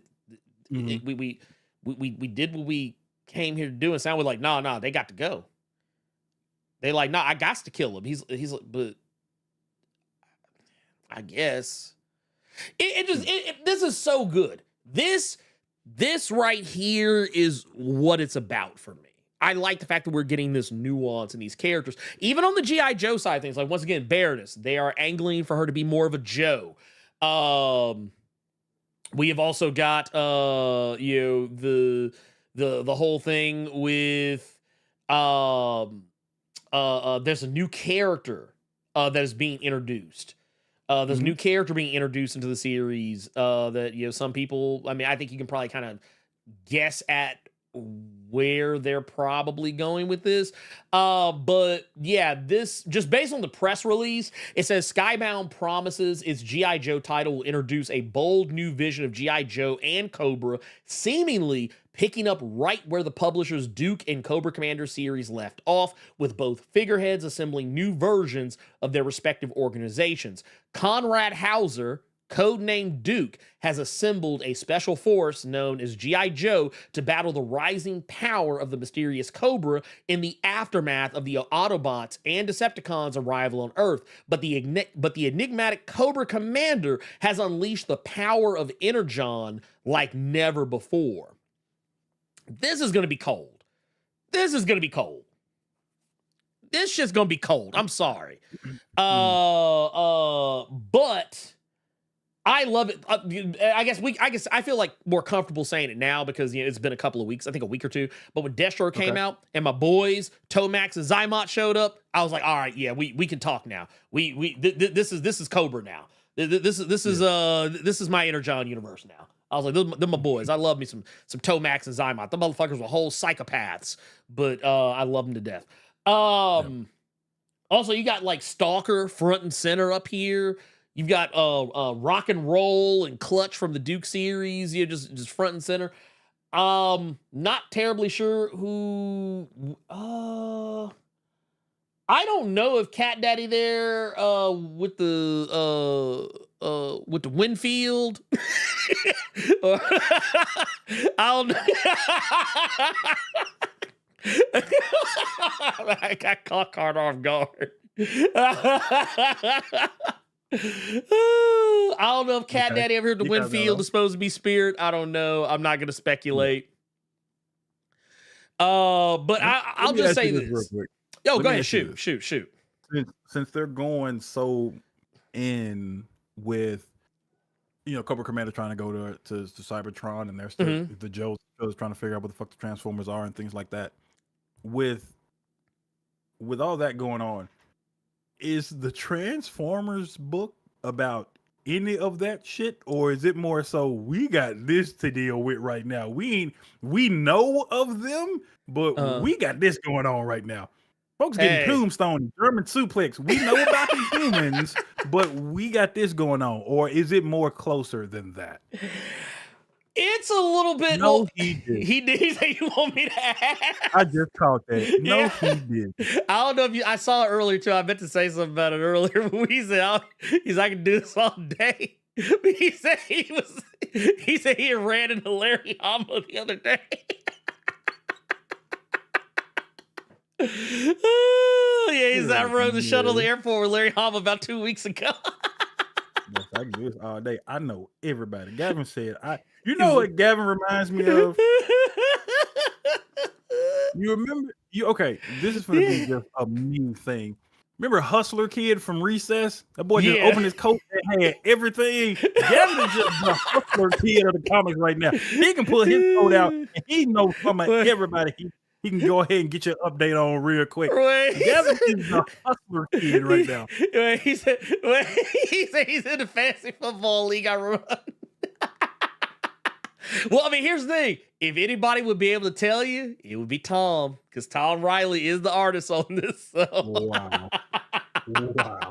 So I'm just saying, which I just also want to point out. Mm-hmm.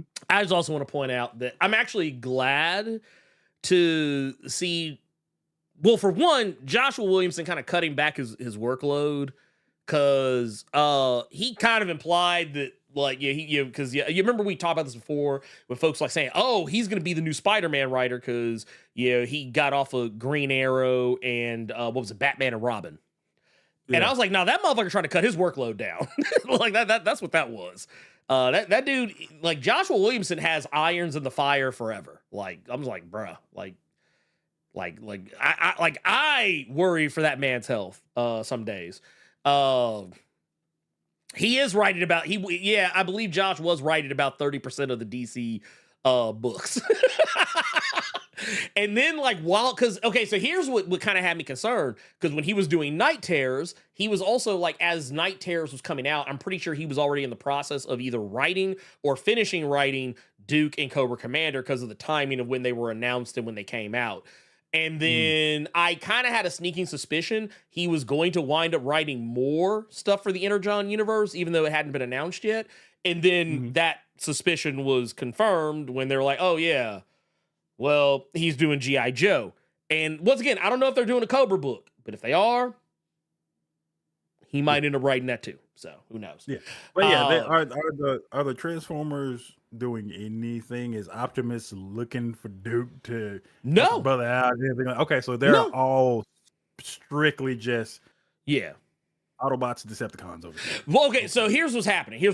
So here's the funny thing. So the Transformer shit that is happening in G.I. Joe almost kind of feels like an isolated incident, because the Transformers, they're not really fucking with humans, at least not the Autobots.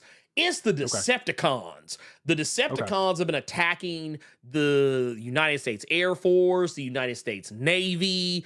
They've been going after like actual military infrastructure on more than like 2 or 3 occasions. They're fighting back against the human resistance. And all at the same time, the Autobots are fighting the Decepticons, but they're not actively looking for G.I. Joe on any level. But Duke is looking for them. Like Duke is, but at this point, the G.I. Joes don't know that there's rival factions of the Transformers. They think the motherfuckers are just all together at this point. Gotcha. So I'll ask you this one, and then you can go ahead and continue on. Yeah. So with that being the case for Transformers, where does Void Rivals fit in this, if at all? So Void Rivals, I think, is kind of where you're kind of more on the periphery of the Energon universe, whereas G.I. Joe focuses a fair bit on Transformers, like case in point, oh my God, I can't remember the name of the Autobot in question, but there was a woman from the old cartoon who shows up, from the old Transformers cartoon, that shows up in Destro. That's kind of the type of shit you see in Void Rivals, where you'll just see random Transformers characters show up. Like right now, Springer is running around on Void Rivals. Shockwave has shown up on Void Rivals. You've seen Skugzoid and like the Quintessons and shit like that show up. Like the Transformers are basically kind of like this in the background, depending on who it is, but also like kind of in the foreground depending on who it is. Like the Autobots are kind of more readily out in the open. The Decepticons are more like kind of lurking in the background, avoid rivals. Okay, and I'm apologizing now, but all of this, like, I'm gonna have fun reading all of this because I've read a little bit of Cobra Commander. I've read a little bit of Duke. I have not read Transformers. I really haven't read Void Rivals like that. This all sounds like a really dope tapestry of stuff to get into. And my only thing is, and again, I'm apologizing now. It's sad to see that this is going on and thinking about what Kyle Higgins could have been with the massive. Oh man, dude, that hurts my feelings. Man, I'm not gonna lie to you. You know me, Carter. You know how much I loved Radiant Black. And then that book took the biggest fucking shit I have ever seen a book take. Like, and I'm not gonna lie, I kind of saw the writing on the wall when they were doing the vote for like, hey, which storyline is gonna take place. And I was like, because I even told people back then, I was like, there's no way he can do this without like pissing off a huge portion of the readership. And I mean, pissing off the readership isn't the worst thing you can do. I don't think. I mean, because hell, you pissed off the readership of Amazing Spider-Man. A motherfucker's still reading that motherfucker. Oh yeah, that is gonna get read just regardless. And Denial is saying, "What? I missed Radiant Black. What happened? It fell the fuck off." Is what happened. Like spectacularly fell the fuck off. And the only reason that was in my head is because I actually saw the trades, Ernie, in the bargain bin Friday. I saw the first 3 trades, and I saw Rogue Sun in the bargain bin, and I came very close to getting them. Even though I know what's about to go down, this is gonna sound so childish. But I don't know if you've ever seen the Radiant Black trades in person before. Yeah, they're like thin, aren't they? They're very pretty. Oh,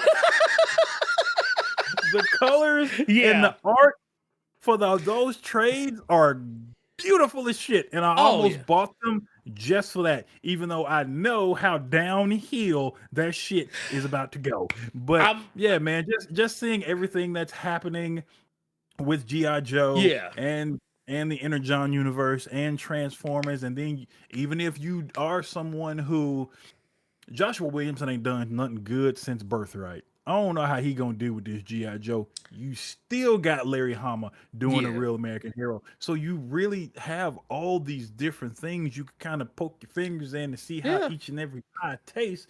And it's just sad because Massiveverse ain't doing it. It makes me sad because like you can literally pinpoint the exact moment Radiant Black kind of fell off. And I was like, man.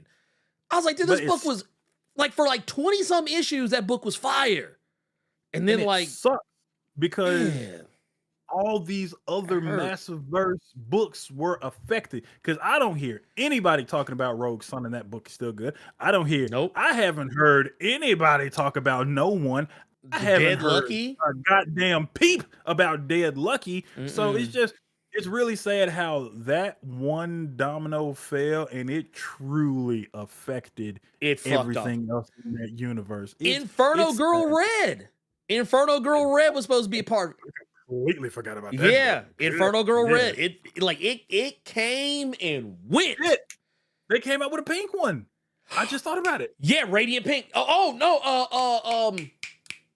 Old boy. Was it Phase or something like that?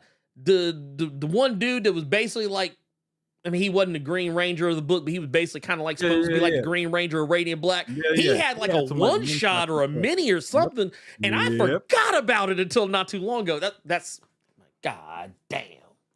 But yes, the Energon universe I think is in better hands because I feel like while you've got like minds like Robert Kirkman, Joshua Williamson, you've got Kelly Thompson. Was Dan Waters, and there's there's a whole, like, Daniel Warren Johnson, you got all these different minds that are coming together to, form this big sprawling story. And I feel like, and maybe this is probably one of the rare times you ever hear me say this, I feel like it's one of the rare times that maybe a major corporation having a little bit of say over this might actually be for the best. Case in point, Daniel Warren Johnson was very open about the fact that Hasbro basically told him, yeah, don't use Bumblebee. Yeah. Keep Bumblebee up out this shit. And the book has been better for it. I'm not saying the Hasbro has put their foot down on stuff for the G.I. Joe stuff, but I imagine if they were quick to tell Daniel Warren Johnson to get Bumblebee the fuck up out of here, I'm pretty sure they said some shit about which is probably why you haven't seen very much of Snake Eyes yet. They probably said, hey, can y'all hold off on Snake Eyes and Storm Shadow? Can you hold off on these characters? And what's so cool about that is because they're not on the cover anywhere whatsoever, but when they do finally show up, people are going to lose their minds. Oh, man. I don't think that's going to be the case with Bumblebee, but when Snake Eyes no show up, it's gonna be that when you turn that page. It's just gonna be and I'm telling you now, you're gonna see it sooner rather than later. And all I will say is, you need to be reading Scarlet. I hate you. Y'all catch what he just did? I hate you. Y'all catch that? I caught what he just fucking did. He did it without doing it. I caught that shit. Yeah, I hate you. No. Elite X1 knows exactly what I'm talking about. He says, we saw Storm Shadow at the end of Scarlet. Storm Shadow just shows up. Boom. Done. Cut the check. Yep. And here's the thing. And also, that's not even much of a secret because, like, I think I've said this before, but I'll say it here again. Here, let me pull this up. Look right there. Look at just behind her kneecap. Right there.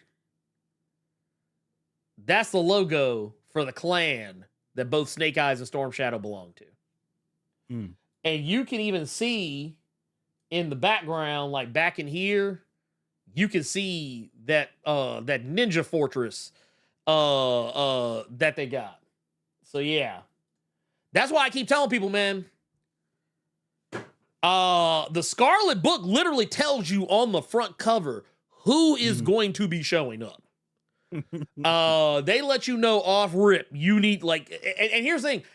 And Kelly Thompson's writing the fuck out that book. Just in one issue I've already read. It is fantastic. It is, you got Jinx, you got Scarlet, you got fucking Storm Shadow. Stalker is in it. Yeah. Dude, that's lit. That's the one thing I'm sad about though, Zartan. We have not seen Zartan yet. We have seen the Dreadnoks. We have seen Zarana, his sister. We have not seen Zartan himself, but I know they're saving Zartan for later because I'm sorry, Zartan's, like, other than Destro, Zartan was my boy. Like, it was Destro and Zartan all day, every day. Don't matter who the fuck you talking about. It was them. So here's what I'll ask you. Go ahead, shoot. I think we can go ahead and move on. we're talking about this. Well, since we're talking about this universe and we're talking about the comics. Yes. Just going off of the after credit stuff from the last Transformers movie. Are you this excited for what could potentially happen with those films as with this comic book universe? No.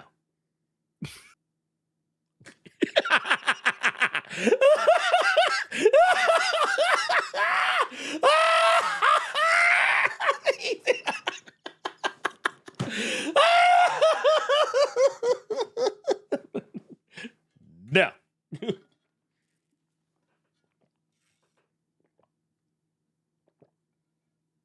And he said the shit so just No, not at all. No. Yes, the Arashikage. Thank you. Well, I mean, because here's the thing, though. I know they're not going to do it right.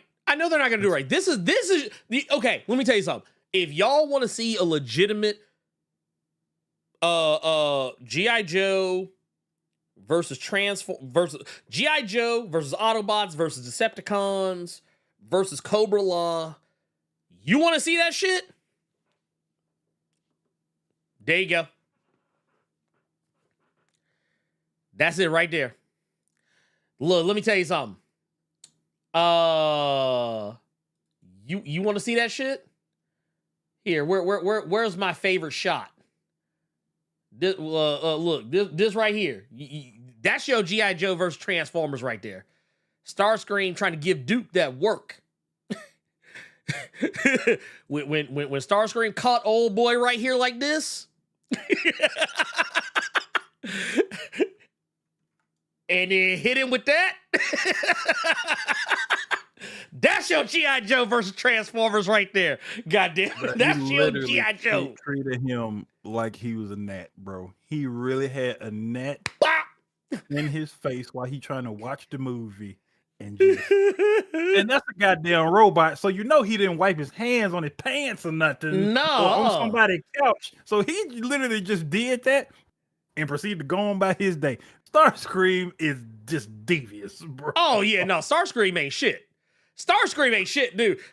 I'm gonna tell you, dude, Starscream been one of my favorite fucking parts of Energon Universe. That motherfucker's a whole problem. That motherfucker out here that motherfucker just killing motherfuckers left and right. He said, nah, everybody got to go. Man. That man said, my jet mode make sure all y'all kids don't grow. Shit. Look, let me tell you something. Wait, hold on. When he caught old boy right here, when old boy tried to run, nah, big time. Nah, big time. He said, look, hold, let me get, look. You see that motherfucker, look, you see all that? You see all them automatopoeias and shit? That dude ain't got no legs. This dude is Professor X now. He'd have turned this dude to Professor X. And then look at this shit. Look. Then you see the bloody squish. The bloody squish. Nah, fuck out of here with that, man. Starscream is a fucking menace. A fucking menace. Get the fuck out of here. Yeah. Dude, they can't do that shit. They ain't gonna do that shit. Man, look, don't get me wrong. I thought, was Rise of the Beast? Was that the last Transformers joint? The Rise of the Beast with the Hamilton boy in it? And the homie Toby and Wigway? Wasn't that it? That was it, wasn't it? Rise of the Beasts. The Hamilton boy. Yeah, the Hamilton boy. It was the boy from Hamilton. Wasn't it the boy from Hamilton? Was I wrong? You just ain't got no name or nothing. Just the boy. The boy from See, that's how you know. That's how you know you getting old. Because that's some shit your parents do. You know the boy that was on CSI. You know the one I'm talking about. Hey, pulled up those Superman shots instead of Frank Grillo. Oh, I didn't know the Purge was in this. Damn near came out my mouth. Yeah, They came correct and said Crossbones, but literally, the Purge is in this. Bet. Yeah, you know that the boy. Was literally me. Yeah, you know the boy. Yeah, that boy good. What was it we were doing the other day? What the fuck was it we were watching? We were watching Dog Soldiers. And, and that's how my mom is. She's like, oh, hey, that's a Game of Thrones boy right there. That's the Davos. That's the Davos Seaworth boy, ain't it? Anthony Ramos, yes. Yeah, Anthony. Okay, so you want to know what's funny? I actually don't do that. Nope. Oh, yeah. Anthony Ramos. Yeah, you're right. No, motherfucker. No. You didn't know that name. No. That is the boy from Hamilton. That is the name of this on Spotify for y'all asses. The boy from Hamilton. Well, no. It's funny because, like, when someone says a name, like, the name is in the back of my head, but I just can't think about it. But when Gavin said Anthony Ramos, I was like, that's his name. And I was like, that is. I was like, it was like, oh, yeah, that guy. But yes, Elite, yeah, the one with the werewolves, that Dog Soldiers. Dude, first, I just want to say right now, if you ain't ever watched Dog Soldiers, you should probably do that. It's fucking fantastic. I know what it is, but I've never seen it. Okay. Yeah, it's a movie about these, dudes that are, they're doing like a military scrimmage or some shit with paintball. Yeah. I know exactly what you're talking about. You said that shit is brutal. Okay. Oh Okay, yeah, it just dude. I saw the name, and the first thought in my head was, okay, this is one of them red box specials. I'm not watching this. Oh no, it's good. Okay. It's old. It's a little dated. It is a little dated, Yeah. but what I like about Yeah. it is that the werewolves are done with practical effects. Okay. And like they are some wild looking werewolves. So yeah, I'm here for it. Let's Okay. go ahead and get into our recommendations, Carter. You want to go? Let's well, actually, no. Scratch that. Not gonna get a recommendations yet. We got I want to go back. We're gonna go back and look through because we got some super chats and we got some other little activities I want to make sure we take a look at real quick. But yeah, see, I actually looked it up. See, Anthony Ramos, that's him right there. But no, we got right here says this one we got earlier. Oh yeah, we got got 40 biddies from the Inquisitive Mug. We also got Romy Fairley with a 5. Says get those likes up. Hey, I'm just saying. I haven't looked, but I'm pretty sure the ratio of likes to views is not right. Yes, we're good. No, it's actually over, which is a good thing. Oh, okay. I'll take it. We'll take it. Yep. Romy Forever tipped 5, says showing the love. And when it comes to G.I. Joe, the bareness can catch it. Hey, we can change her. Okay? We can change her. Let's see. And then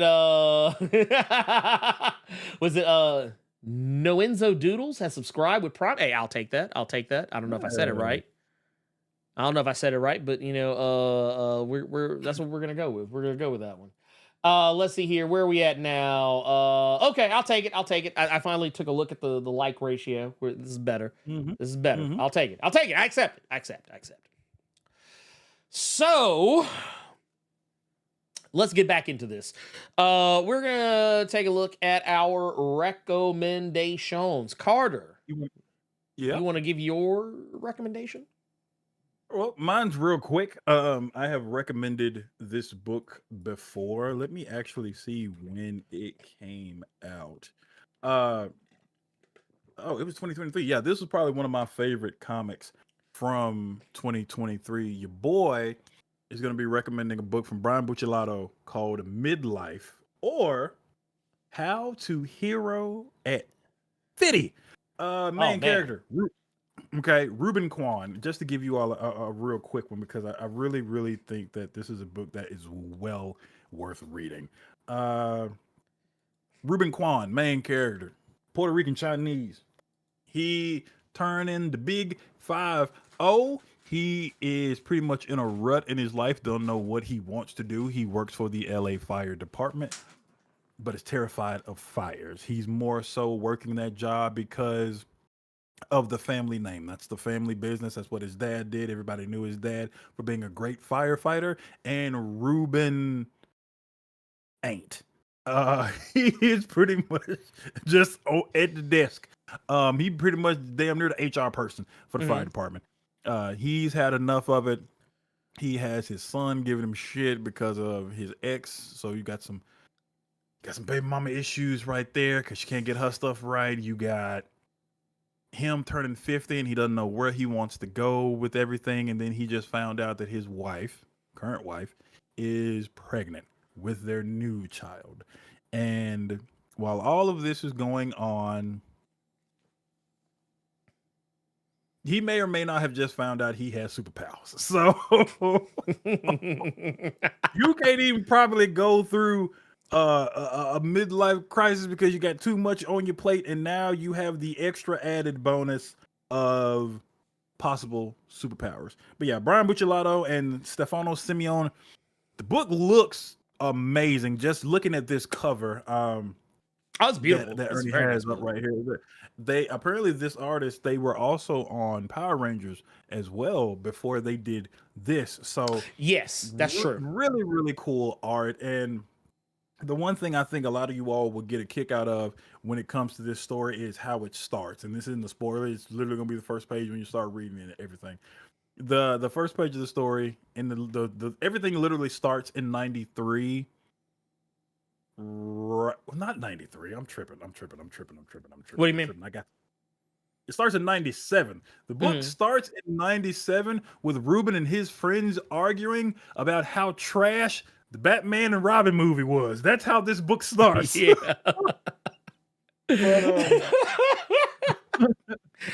Oh yeah, shit, man. That was 97.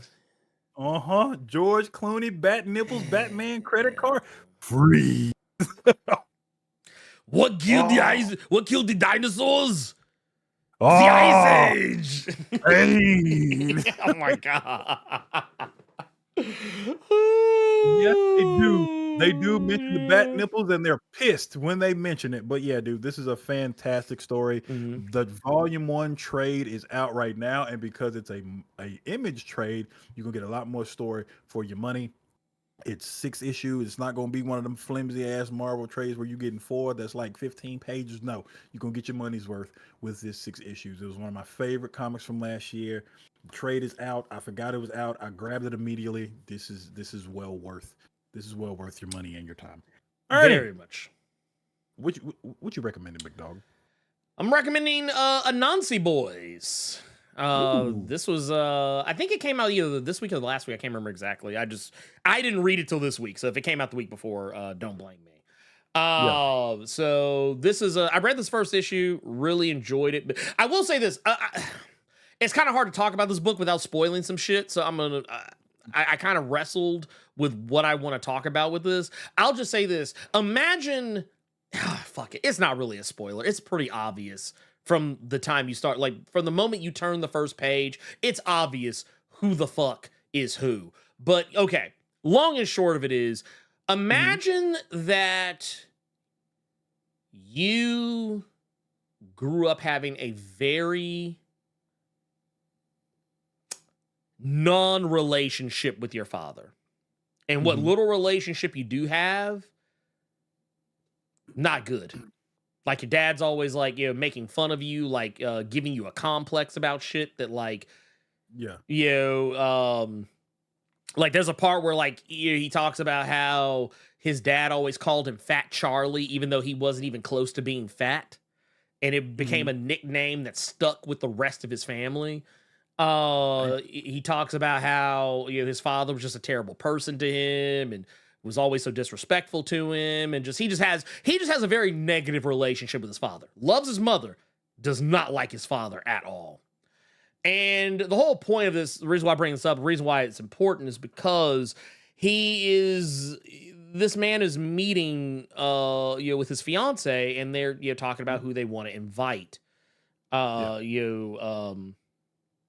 to the wedding or whatever, and they're talking about inviting, the wife wants him to invite his father, and he doesn't want to. Well, the beauty of this is that this book kind of starts out as a case study on whether or not you can judge a god by the same standards as you would judge a normal person. And I say that because, like I said, it becomes very obvious from the very start of the book. The man in question, his father is a Nazi. His father's a god. So yeah, it's it basically, and in everything and all that entails. And yes, I don't, I'm going to go on a limb and say probably. I see some people asking like, if this is, the novel in comic form? Yeah, like the novel in comic book form. I'm going to go on a limb and say probably. Because the way it's credited, it's Neil Gaiman's Anansi Boys. He's credited with the story. The story of it, so I'm assuming that's probably a lot of the reason why. Mark Bernardin is the one who wrote the script for the comic. And you got Sean Martinborough on art for this. And it's a very solid book. Very solid book.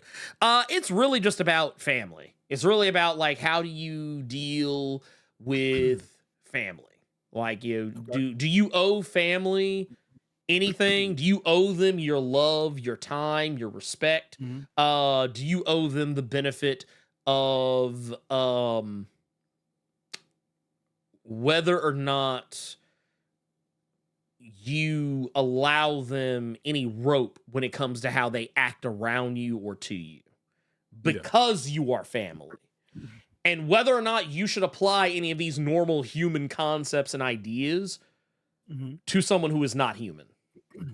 That's basically the long and short of it. But I highly recommend. And if you haven't read the book, also recommend that as well. You can honestly kind of do either or. Though I believe the comic is still relatively new. I don't know how far it's going to go with that, but or if there's going to be deviations, differences, whatever. But yeah, basically. That said, let's get to our questions. Questions? All right. Yeah, let's get to our questions from the Discord. The notes. Yeah, I'm in here now. I am looking at them as we speak. You can go ahead and start off if you want. All right. First question we got here from Qdoma. He said that I love video games and I've seen the good, bad, and horrible with them. They've come a long way, but I feel like things have been lost in the market. In my opinion, AAA games are not a sustainable thing. Do you guys feel like AAA games will destroy the industry? What do you think, Ernie? I don't think it's going to destroy the industry, but I do think it is going to. I think that it changes, or I think that we should change how we view AAA games. I think gamers view AAA games as something that, as though they're bigger than what they are. Like, I think we have gotten spoiled with so many good games that have come out over the years that it makes us think, oh, well, so-and-so did this, why can't you do this? Or so-and-so did this thing over here, why can't you do that? But we don't ever look at what the sum total cost of some of these things are. Like, case in point, people like to hold up The Witcher 3 as being one of the greatest video games of all time. But what did it take to make that game what it was? It took a lot of crunch. It took a lot of CD Projekt Red taking a lot of hits, a lot of flack for and criticism for how they put that game together. You look at once again CD Projekt Red with Cyberpunk and how it was supposed to be a AAA game, and yet it came out kind of busted. You don't even have to bring the crunch aspect into it before you even bring up the fact of how expensive these fucking video games nowadays. Like, looking at Rockstar, they more than fucking movies coming out.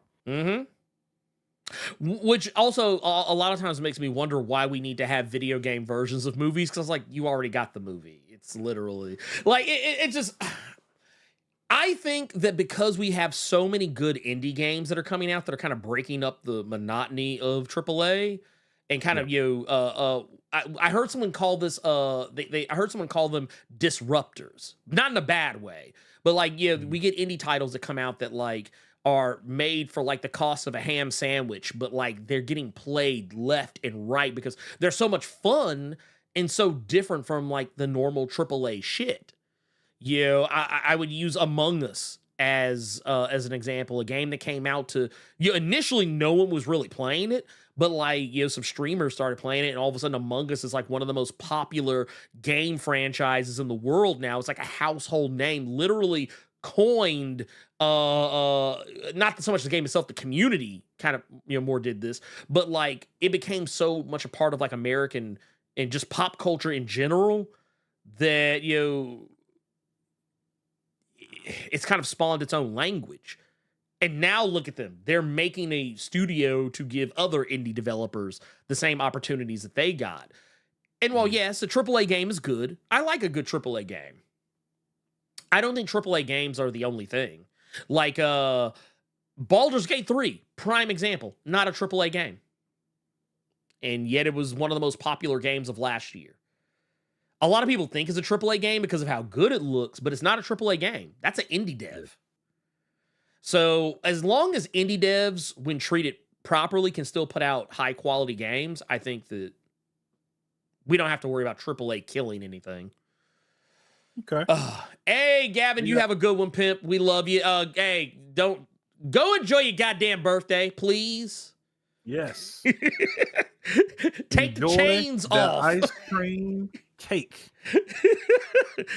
Turn your wrist a couple times because I know them jumps are screaming. So just get a couple of them exercises in and turn that ice cream cake up. Yes. Make sure you get more than everybody else. Don't try to share and make sure everybody gets their own. So it's your birthday. Ball that's out. your cake.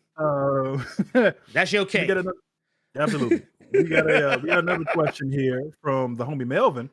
Oh, saying yes. that being that it is Brown brothers who are going through it, thank you for being you. And since it's men's mental health month, oh yeah, how do you relieve mental stress and quiet the voices in your head? Could you give advice to my Black and Brown brothers and get those likes up? Yes. I don't know, Carter, I don't know your take on this. I can give you mine.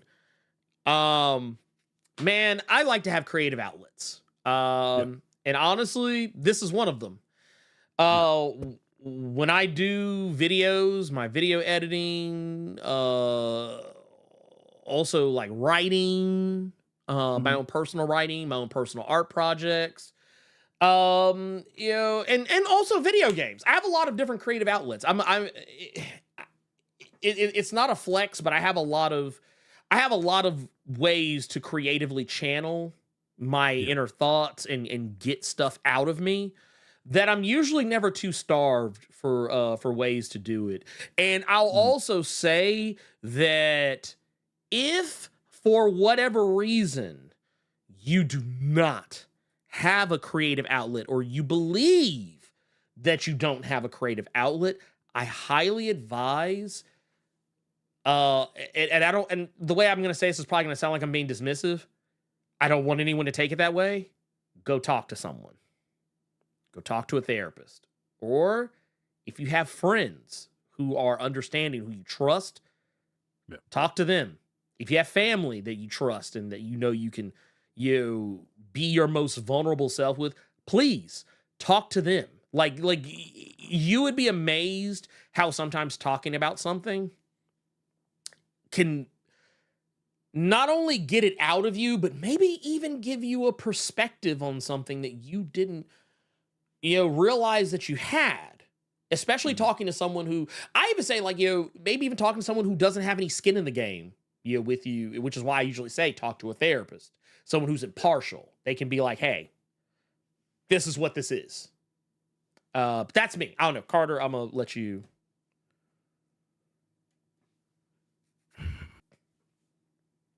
It used to be video games. Now it is most certainly not. I could give, so it used to be with me, it was cutting on a game, and that's been happening less and less recently. So that has then, I saw you playing Frag Punk last night. Don't play. well, yeah. I'm fucking with you. I'm fucking with you. I'm really trying to.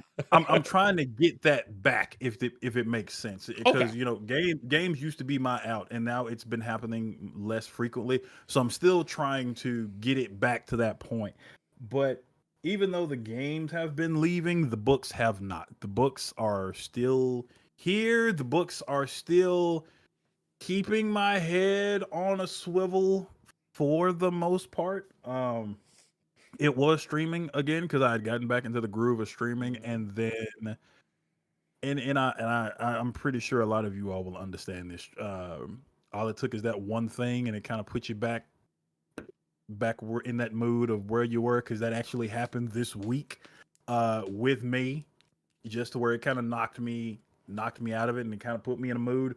But I will always say music. I will always say music, and I don't give a shit what genre it is. I mean, y'all literally talking to a motherfucker that still has an OG iPod with the click wheel and the whole thing, and I take pride in that fucking thing because it calms my nerves, it eases my mind. I will also say to do some shit that you normally don't. And what I mean by that is doing some shit that's kind of out of character for you. Because for me, just growing up in Memphis, I didn't really do this a whole lot. But now that I have access to it, I just run. I just started going to the beach and just running, or people watching, just seeing just different things like that. That's been something just to kind of say you did it. And once you realize you're doing some shit you ain't never gonna really ever see yourself doing, your mind will be fixated on that as opposed to the other shit that had you in the fucking dumps.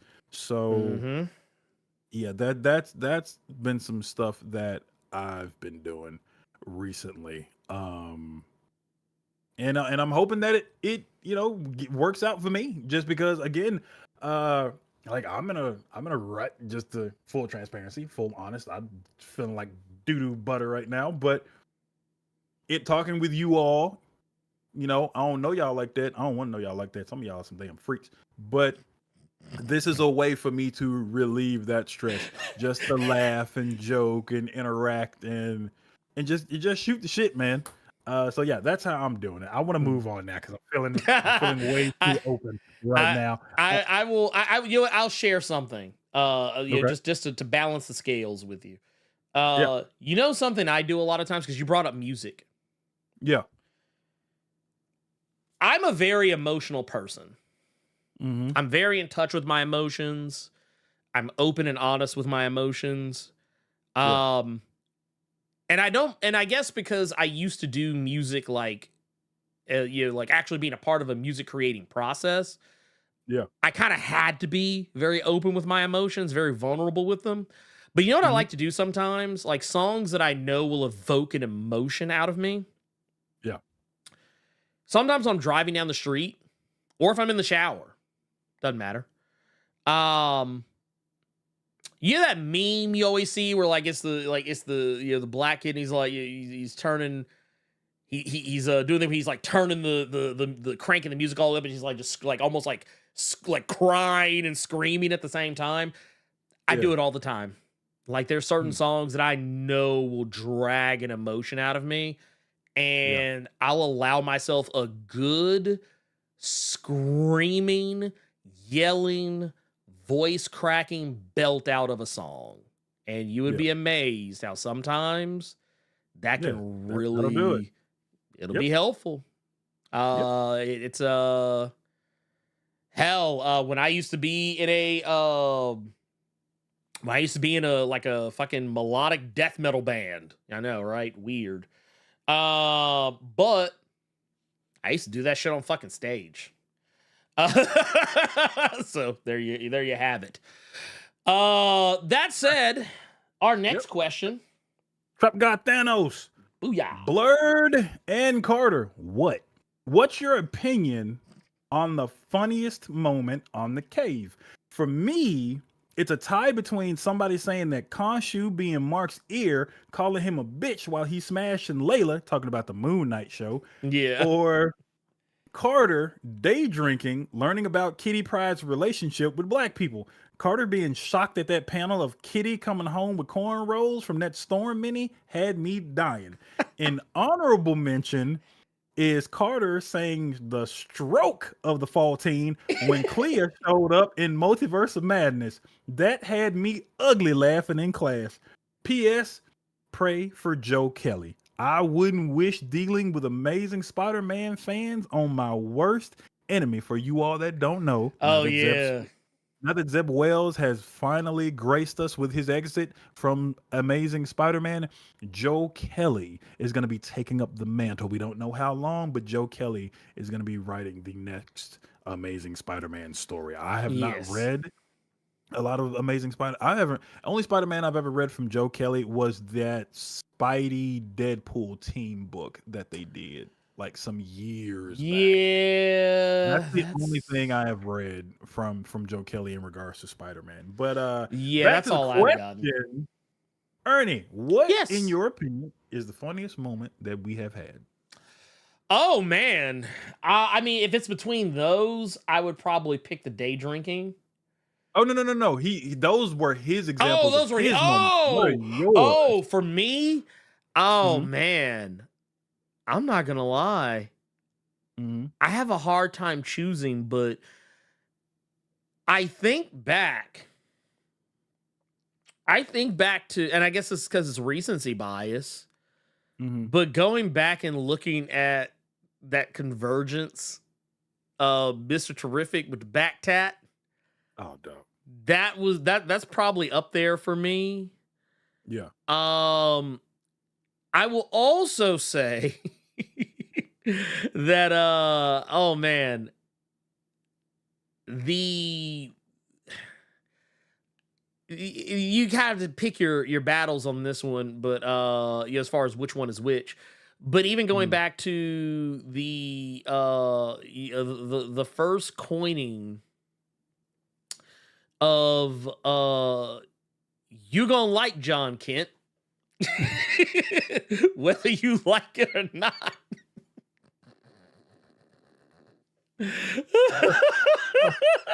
Man, we left some money on the table on that one. People kept asking for that shirt so bad. Dude, I feel bad that we didn't do it for like a quick drop. I mean, honestly, it's one of those that I was like, man,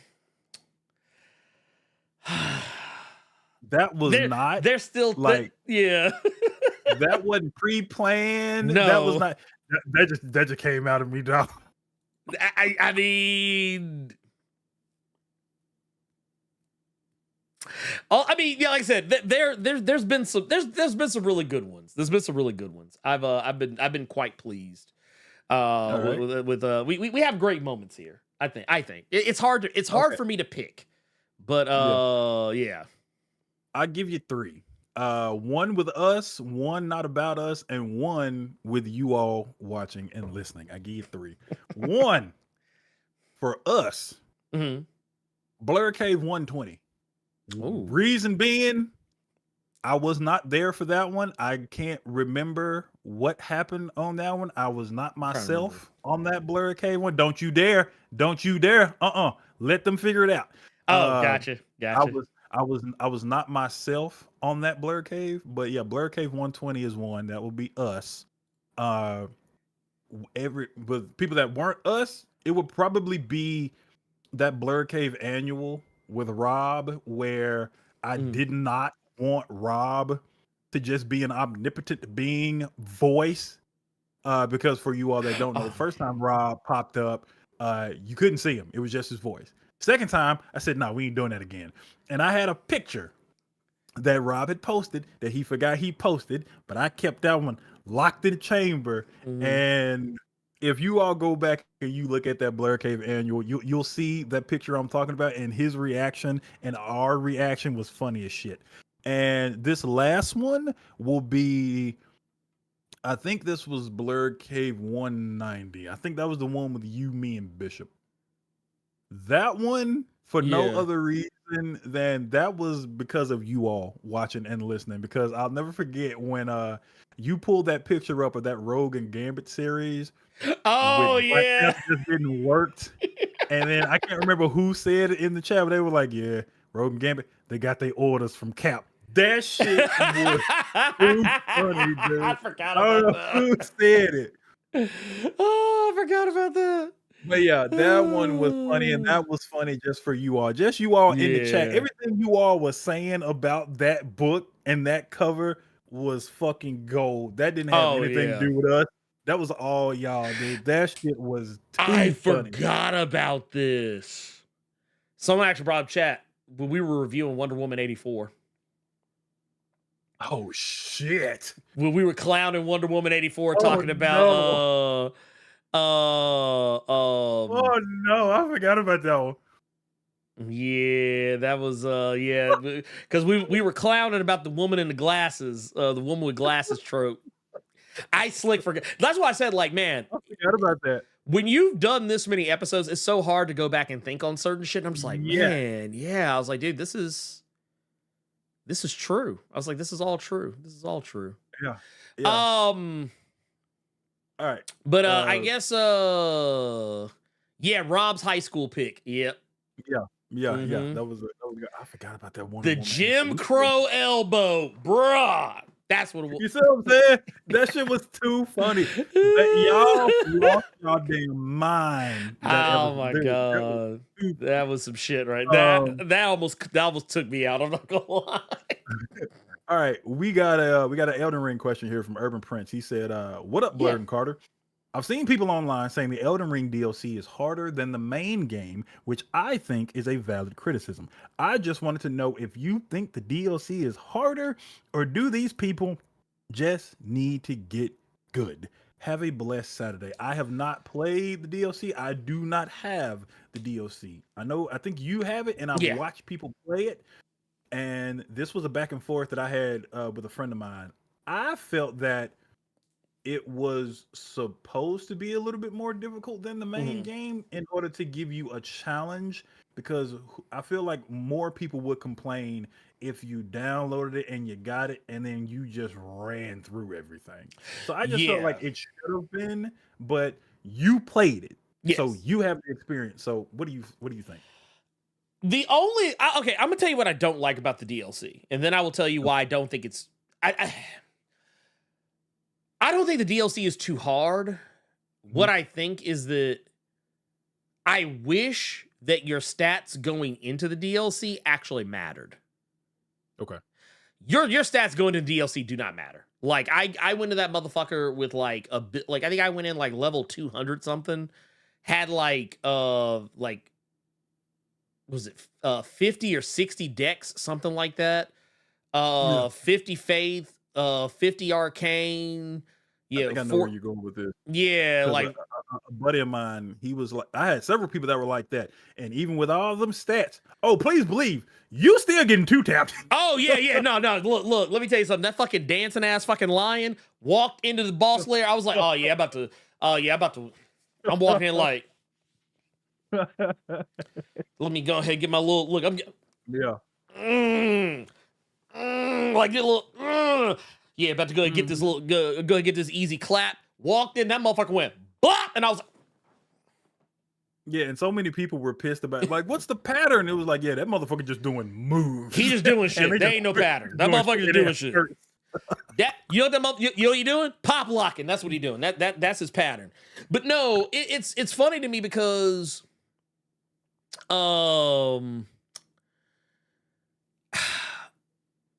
I thought it was hilarious because there was another point in the game. I found one of those, I think it was the Black Jail Knight or Black Gal Knight, whatever.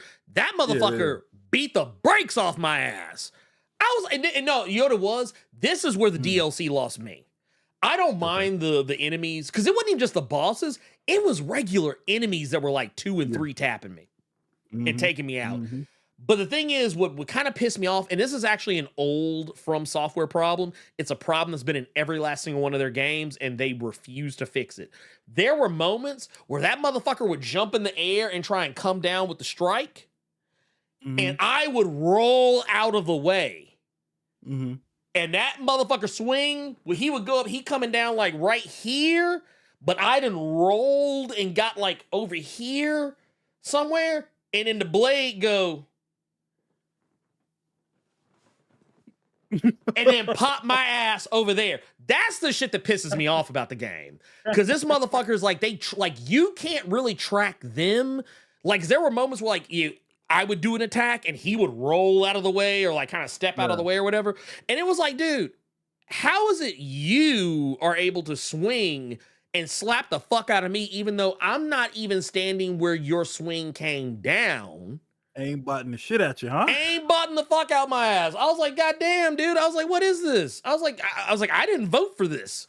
But like all that other shit, the shit with like the tears and the whatnot, I get that. And you know what? Honestly, the game wants you to explore more before you start tackling bosses. So it's a mix of things. Yes, these people need to get good because they clearly suck. But at the same time, I also do feel there is some legitimate criticism in regards to the stats. Like, I feel like your stats, I'm not saying that I should walk into the game and like, I should just be like completely like shitting on bosses because I'm level 200 something and I invested all that time in multiple new game pluses and shit.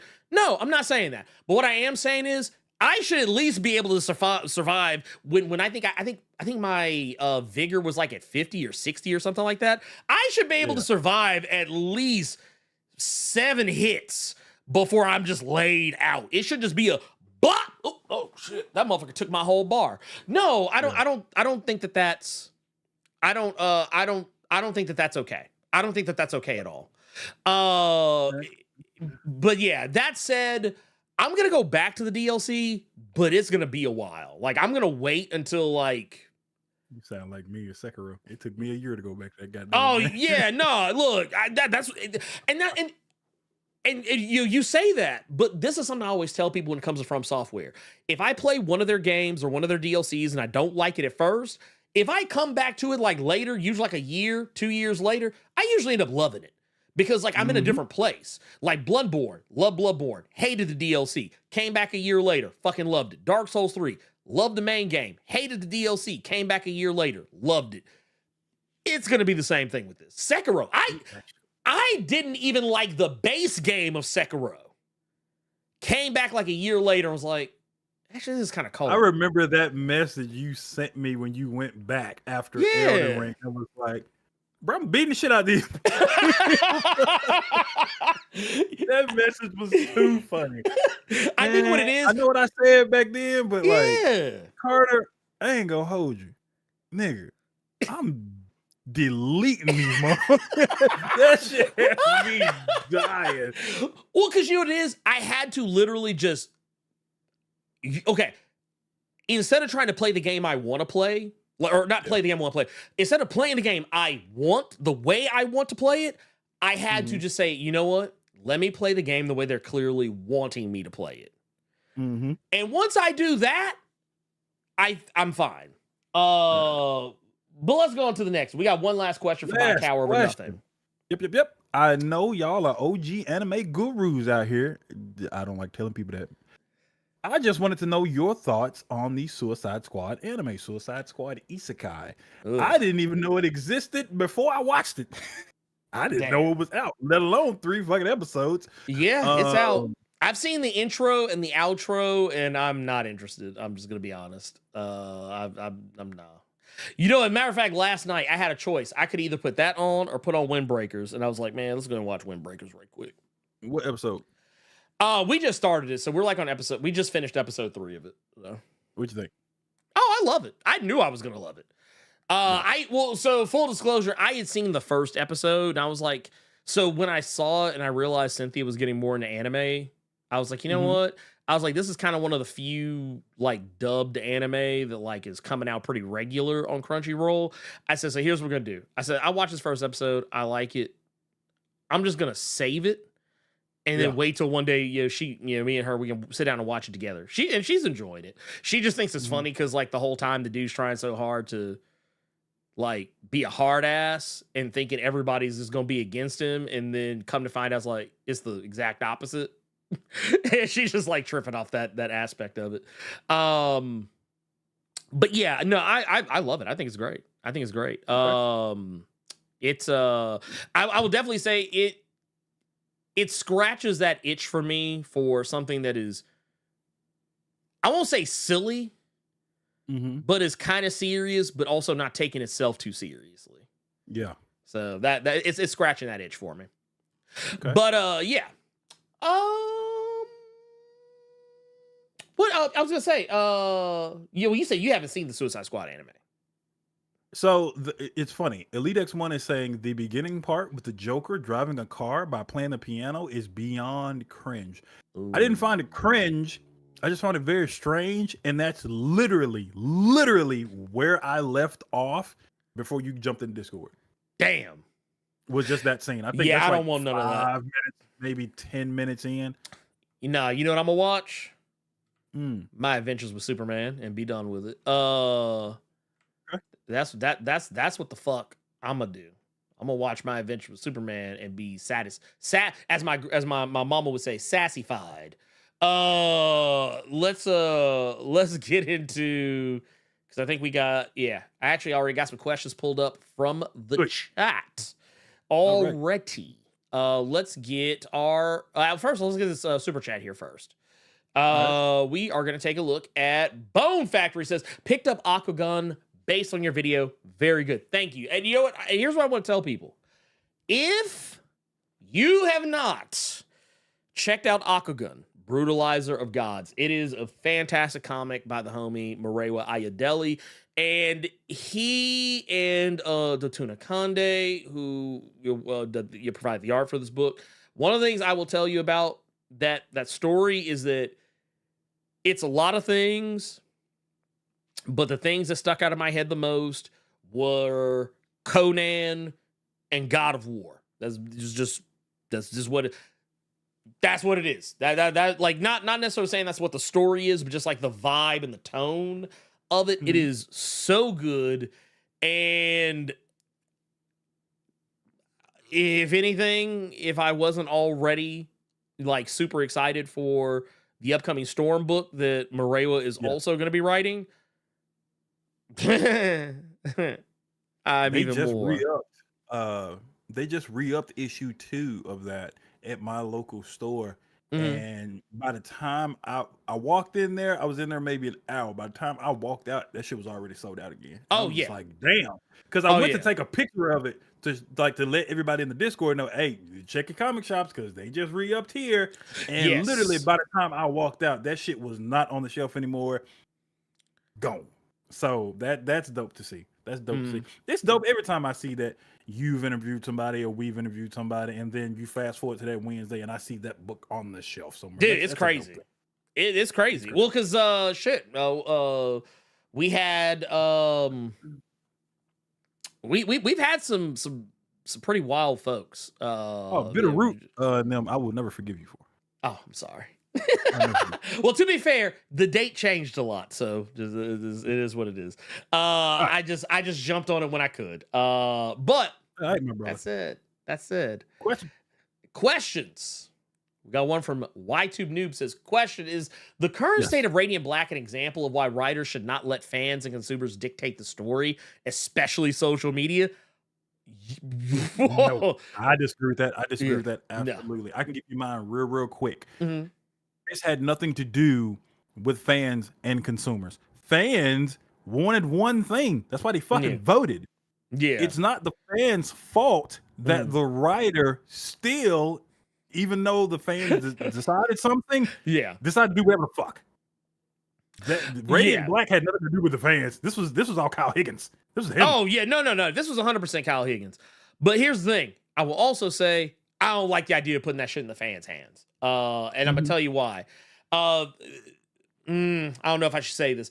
Well, it's happened. It's been a while. But you know what? The second season isn't out, so I'll keep it to myself. But I'll just say this. A very popular manga that is now a very popular anime. When I was going back and reading said manga, and you're reading ahead, there was a point I noticed in the cover of one of the mangas. They were showing that, oh, hey, here are the results of the fan poll. So I just want y'all to know, when y'all participate in those fan polls for manga, do you know what you're doing? Yeah. You're basically telling the writer who they can kill off. And they never pick the character that you voted the least for. Now, see, you finna have hella folks go back to them Hellfire Galas to see who they voted for, to see who got their asses yeeted. But well, no, I'm just saying, just from a manga perspective. I don't think that the fans are to blame. I do think Kyle Higgins is to blame in this because it was his choice. But I do also believe, not just based on Radiant Black, but just other things, I think fans don't know what they want. A lot of the time. They don't know what they want, so I would never put it in their hands. Like, unless like it was something where like I was like, and maybe Kyle Higgins thought this, unless it was a situation where I was absolutely certain that either idea would be a good thing. I think that was... I think to me, that was an issue of you tried to have your cake and eat it too, and it fucked you over. Sometimes you can't let fans have that much control. Here's the thing with that, Elite. Sometimes you can't let fans have that much control. The issue with Radiant Black was they were made to think they had control, and that was never an option to begin with. Kyle Higgins was still going to do what he did. So true. And I will also to further that point, I think that a lot of times like, I don't think you should ever let internet discourse dictate what you do. I always like to go back to this thing I heard Reggie Hudlin say once in an interview, and it's this. People used to tell him that his Black Panther run was trash. And so one day, as he was writing Black Panther, do you know what he did, Carter? He took one of the suggestions that people kept bringing up the most. And he said, okay, fine. I'll do it. And when he did it, people fucking hated it. They don't know what the fuck they want, dude. That's why I say I would never put it in the fans' hands. I would never put it, like, okay, maybe, a fan poll, sure. But man, that fan poll would have to be vetted. That's why that's why I never liked the X vote. I thought the X vote was the worst thing ever. Like the first time around, I thought it was cute. The second time I was kind of like, okay, but by the time they did the third one, I was like, yeah, this is dumb. And that's before they even did the whole thing they did at the Hellfire Gala. I was just like, this is dumb. Because people are just voting for who they want to see above. Like, they're not thinking about the story. They just want to see their favorite character. They don't give a fuck about how it's going to affect the story. And it's dumb. But anyway. Yep. Yeah, no more Jason Todds. We don't need that shit anymore. We got another one here from Bill. Says, question, did you grab a copy of Moon Knight Fist of Khonshu #0 at your local comic shop? Actually, I haven't been out of the house much lately. Or will you wait until a volume book comes out next year? Besides, that book might be already clutched. The thing is, I don't really go to comic shops very often anymore, just because I don't buy physical as often. I go into get well, you can't really see it from here, but you don't the even books. do that anymore since I told you about InStock. Well, yeah. Now that I know about InStock, I don't even really do that anymore. You are Sandra Bullock from the net, goddammit. You don't leave the crib. I don't leave the crib. Yesterday I left the house only because we were going to a soccer game. That was gotcha.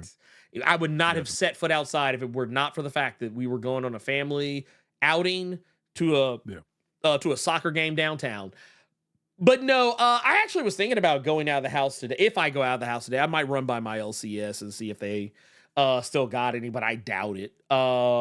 Just because it's a pretty well-tread comic shop in my city.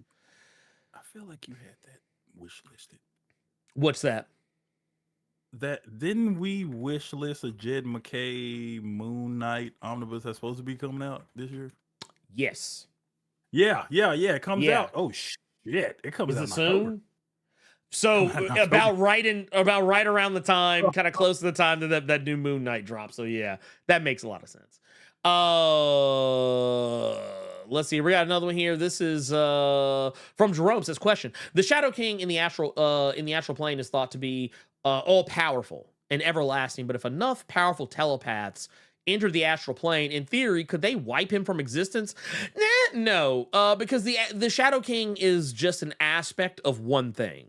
We actually saw a hint of this in Al Ewing's Resurrection of Magneto, where it was revealed that the Shadow King has many faces.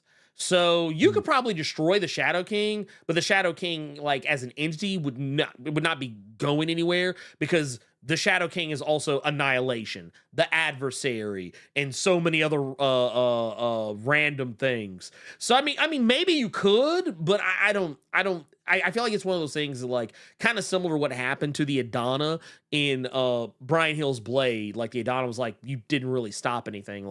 You killed me here, but I'm eternal. I'll probably be back. Yeah, it just that's kind of how I feel about those sorts of things. And then let's see here. We got do we have another? Yeah, we do. So I think we do. I thought I saw one. Pretty sure I saw. Oh, there's actually one here at the bottom. This one's a little wild. We got one here from G. Martinez Max. Says, question: sorcerer using pixie dust, dark magic, blood magic, necromancy, and such mystic practices could see their magic rage out of control if they're snorting substances. Is magical rehab needed? Here's what I'll tell you. I think of magic as and I don't know, maybe this is just me. I kind of think of magic in the same way that I think of the movie The Craft, that the more you use it, like, and I'm not saying this is how it is for like all universes. I'm saying this is how I would treat it in my universe for the story that I am writing. That's kind of how I treat it. I treat it as something that is both, at least not in this universe, not so much something so much addictive, but something that wears on you. Something that, like, you don't just cast, you know, the crimson bands of Sidorak and the bolts, the flames of the Faltine and the bolts of Balthak and the winds of Watum, just like boom, boom. You don't just spam that shit. It wears you out, and using it anymore beyond that can be a drain on not your physical self, but your spiritual self, your soul, your essence. That's how I treat it. And also with an addictive component, that's how I typically tend to like to view things like Magic. And it kind of also puts a danger to it. So it's not like a silver bullet for so many things. You make it something where there's a cost. There's a cost to doing the thing. It's not just a simple like, oh, hey, I can do this, so therefore, here, magicked away, problem gone. So yeah, is magical rehab needed? I would say that, yeah, sure. I would think it may be a healthy dose of both.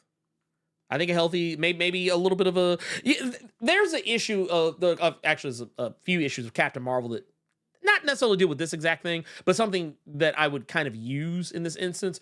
Towards the end of Kelly Thompson's run on Captain Marvel, there's a part where she's being held in front of a magical tribunal that has people like Dr. Voodoo, Agatha Harkness, Scarlet Witch, and various and sundry other magic heavy hitters in the Marvel Comics universe. Now, they're not getting on her because, magic is not Carol's thing. Magic is like kind of the antithesis to Carol. She doesn't know how to use it. Or at least not in any way that's useful to her. And by all means, it's one of the few things that can legitimately hurt her. That said, it's because she took someone's magic away that she's being held in front of that tribunal. But that's what I would do. I'd be like, hey, you got to stand in front of the magic tribunal. You gotta get your mind right. They're going to have to hold you to task. And you're going to have to go to Betty Ford and get straightened out. Give me your cell phone. Give me your magic book. Give me your wand. All your 11 herbs and spices, your spice rack, hand that over, pimp.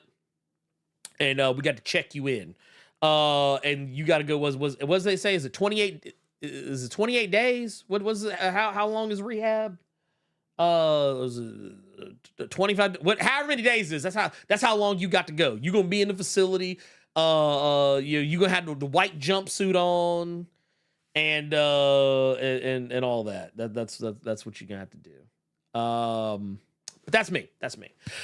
That said, I will also say as a bonus, because I saw someone asking about, I think it was Ebony Leopard that was asking about the John Kent thing. This was a inside joke that we had because there's a lot of people who don't like John Kent. that were mad about John Kent being a thing, and we were just making fun of the fact that they were gonna have to get over that. That was the long and short of it. But it was more funny than it was anything else. But that said, Carter, what do you have coming up? What do you have coming up after this? Groceries and laundry. And more music. I gotta add some more music to my iPod since I brought it up. So I am taking recommendations, put them in the music channel. Do you not? Yeah, you still got your music channel. So yeah, music channel somewhere. Put your recommendations for me to jam out to. I don't give a shit what genre it is. I like all of them. So yeah, that's pretty much all I got on my plate today. What about you? What you got going on, big dog? I am going to reformat a script is what I'm going to do. I did it for one script. I'm going to do it for another one. I think I've found, after having a chit chat with another writer, I have finally found the writing, the style of script writing that I, not like, and when I say script write, I don't mean like, oh, I'm completely changing how I write stories. But no, I mean like I found the best way to format a script for me that actually works and is not a pain in the ass to do. So I'm going to be doing that. And honestly, probably very little else. We'll probably watch some more, me and the wife probably watch some more Windbreakers. We're finally going to watch whatever episode of Hot D is out right now, or we might save that for tomorrow. Well, we haven't been able to watch it because it's summertime and my daughter is always home and she loves being up under us. And every time we try and watch something that she can't be in the room for, that's when she shows her ass. I'll be like, ooh, hey, what y'all doing? And then she don't want to leave. I'm also, I know another thing I'll be doing. I will be curating my NAS, my NAS. I bought a NAS hard drive system setup about a week ago. And I've been loading it up with all my favorite media and tokusatsu, so I'm going to be spending some time going through and meticulously making sure that everything has the right name, is ordered, and in the right, whatever, that needs to be, so that it can show up on my Plex server, so that I can watch them on my TV and whatnot, what have you. And probably watch some more Haikyuu. Because I love Haikyuu. I kind of fell off of it for a little bit, but I love that show. It's so cute and so endearing, and it makes me cry sometimes. So I'll be doing that too. And yeah, that's it. That's all I got. I think with that, I think we've done the thing. We've done the thing. Let's I think we've done that. So Carter, you do you say you were going to stream any this weekend? No. Okay. No. Well, goddamn. Anyway, that said, you know what? For all my people out here, we appreciate you. Thank you for your time, your energy, hanging out with us on this Saturday. It is always a blessing and just always awesome. And as it has been brought to the attention of the committee, it is Men's Mental Health Awareness Month. So take care of yourselves, people. Don't fall for that. Don't fall for that okey doke or that Fox News bullshit, that alpha male bullshit. Go out there, seek the help you need, whether it's from your friends, from your family, or from a complete and total stranger. Seek help. Help is available everywhere. I will also say that if you are, for whatever reason, you're bored and have nothing to do, make sure you go back and check out those recommendations that Carter I've made. There's also, if you want to join the Discord, there's links in the chat, or not in the chat, but in the description for that. And keep it locked, because I will be releasing some interviews over the course of this next week. The conversations that I've had with Joe Casey and a few other people of note. And I have some other little reviews that'll be popping up at some point here or there you'll very likely see. So make sure you go check those out. Until next time, for Carter Presents, I am the Blerd without fear. And Grace Randolph! You can go to hell.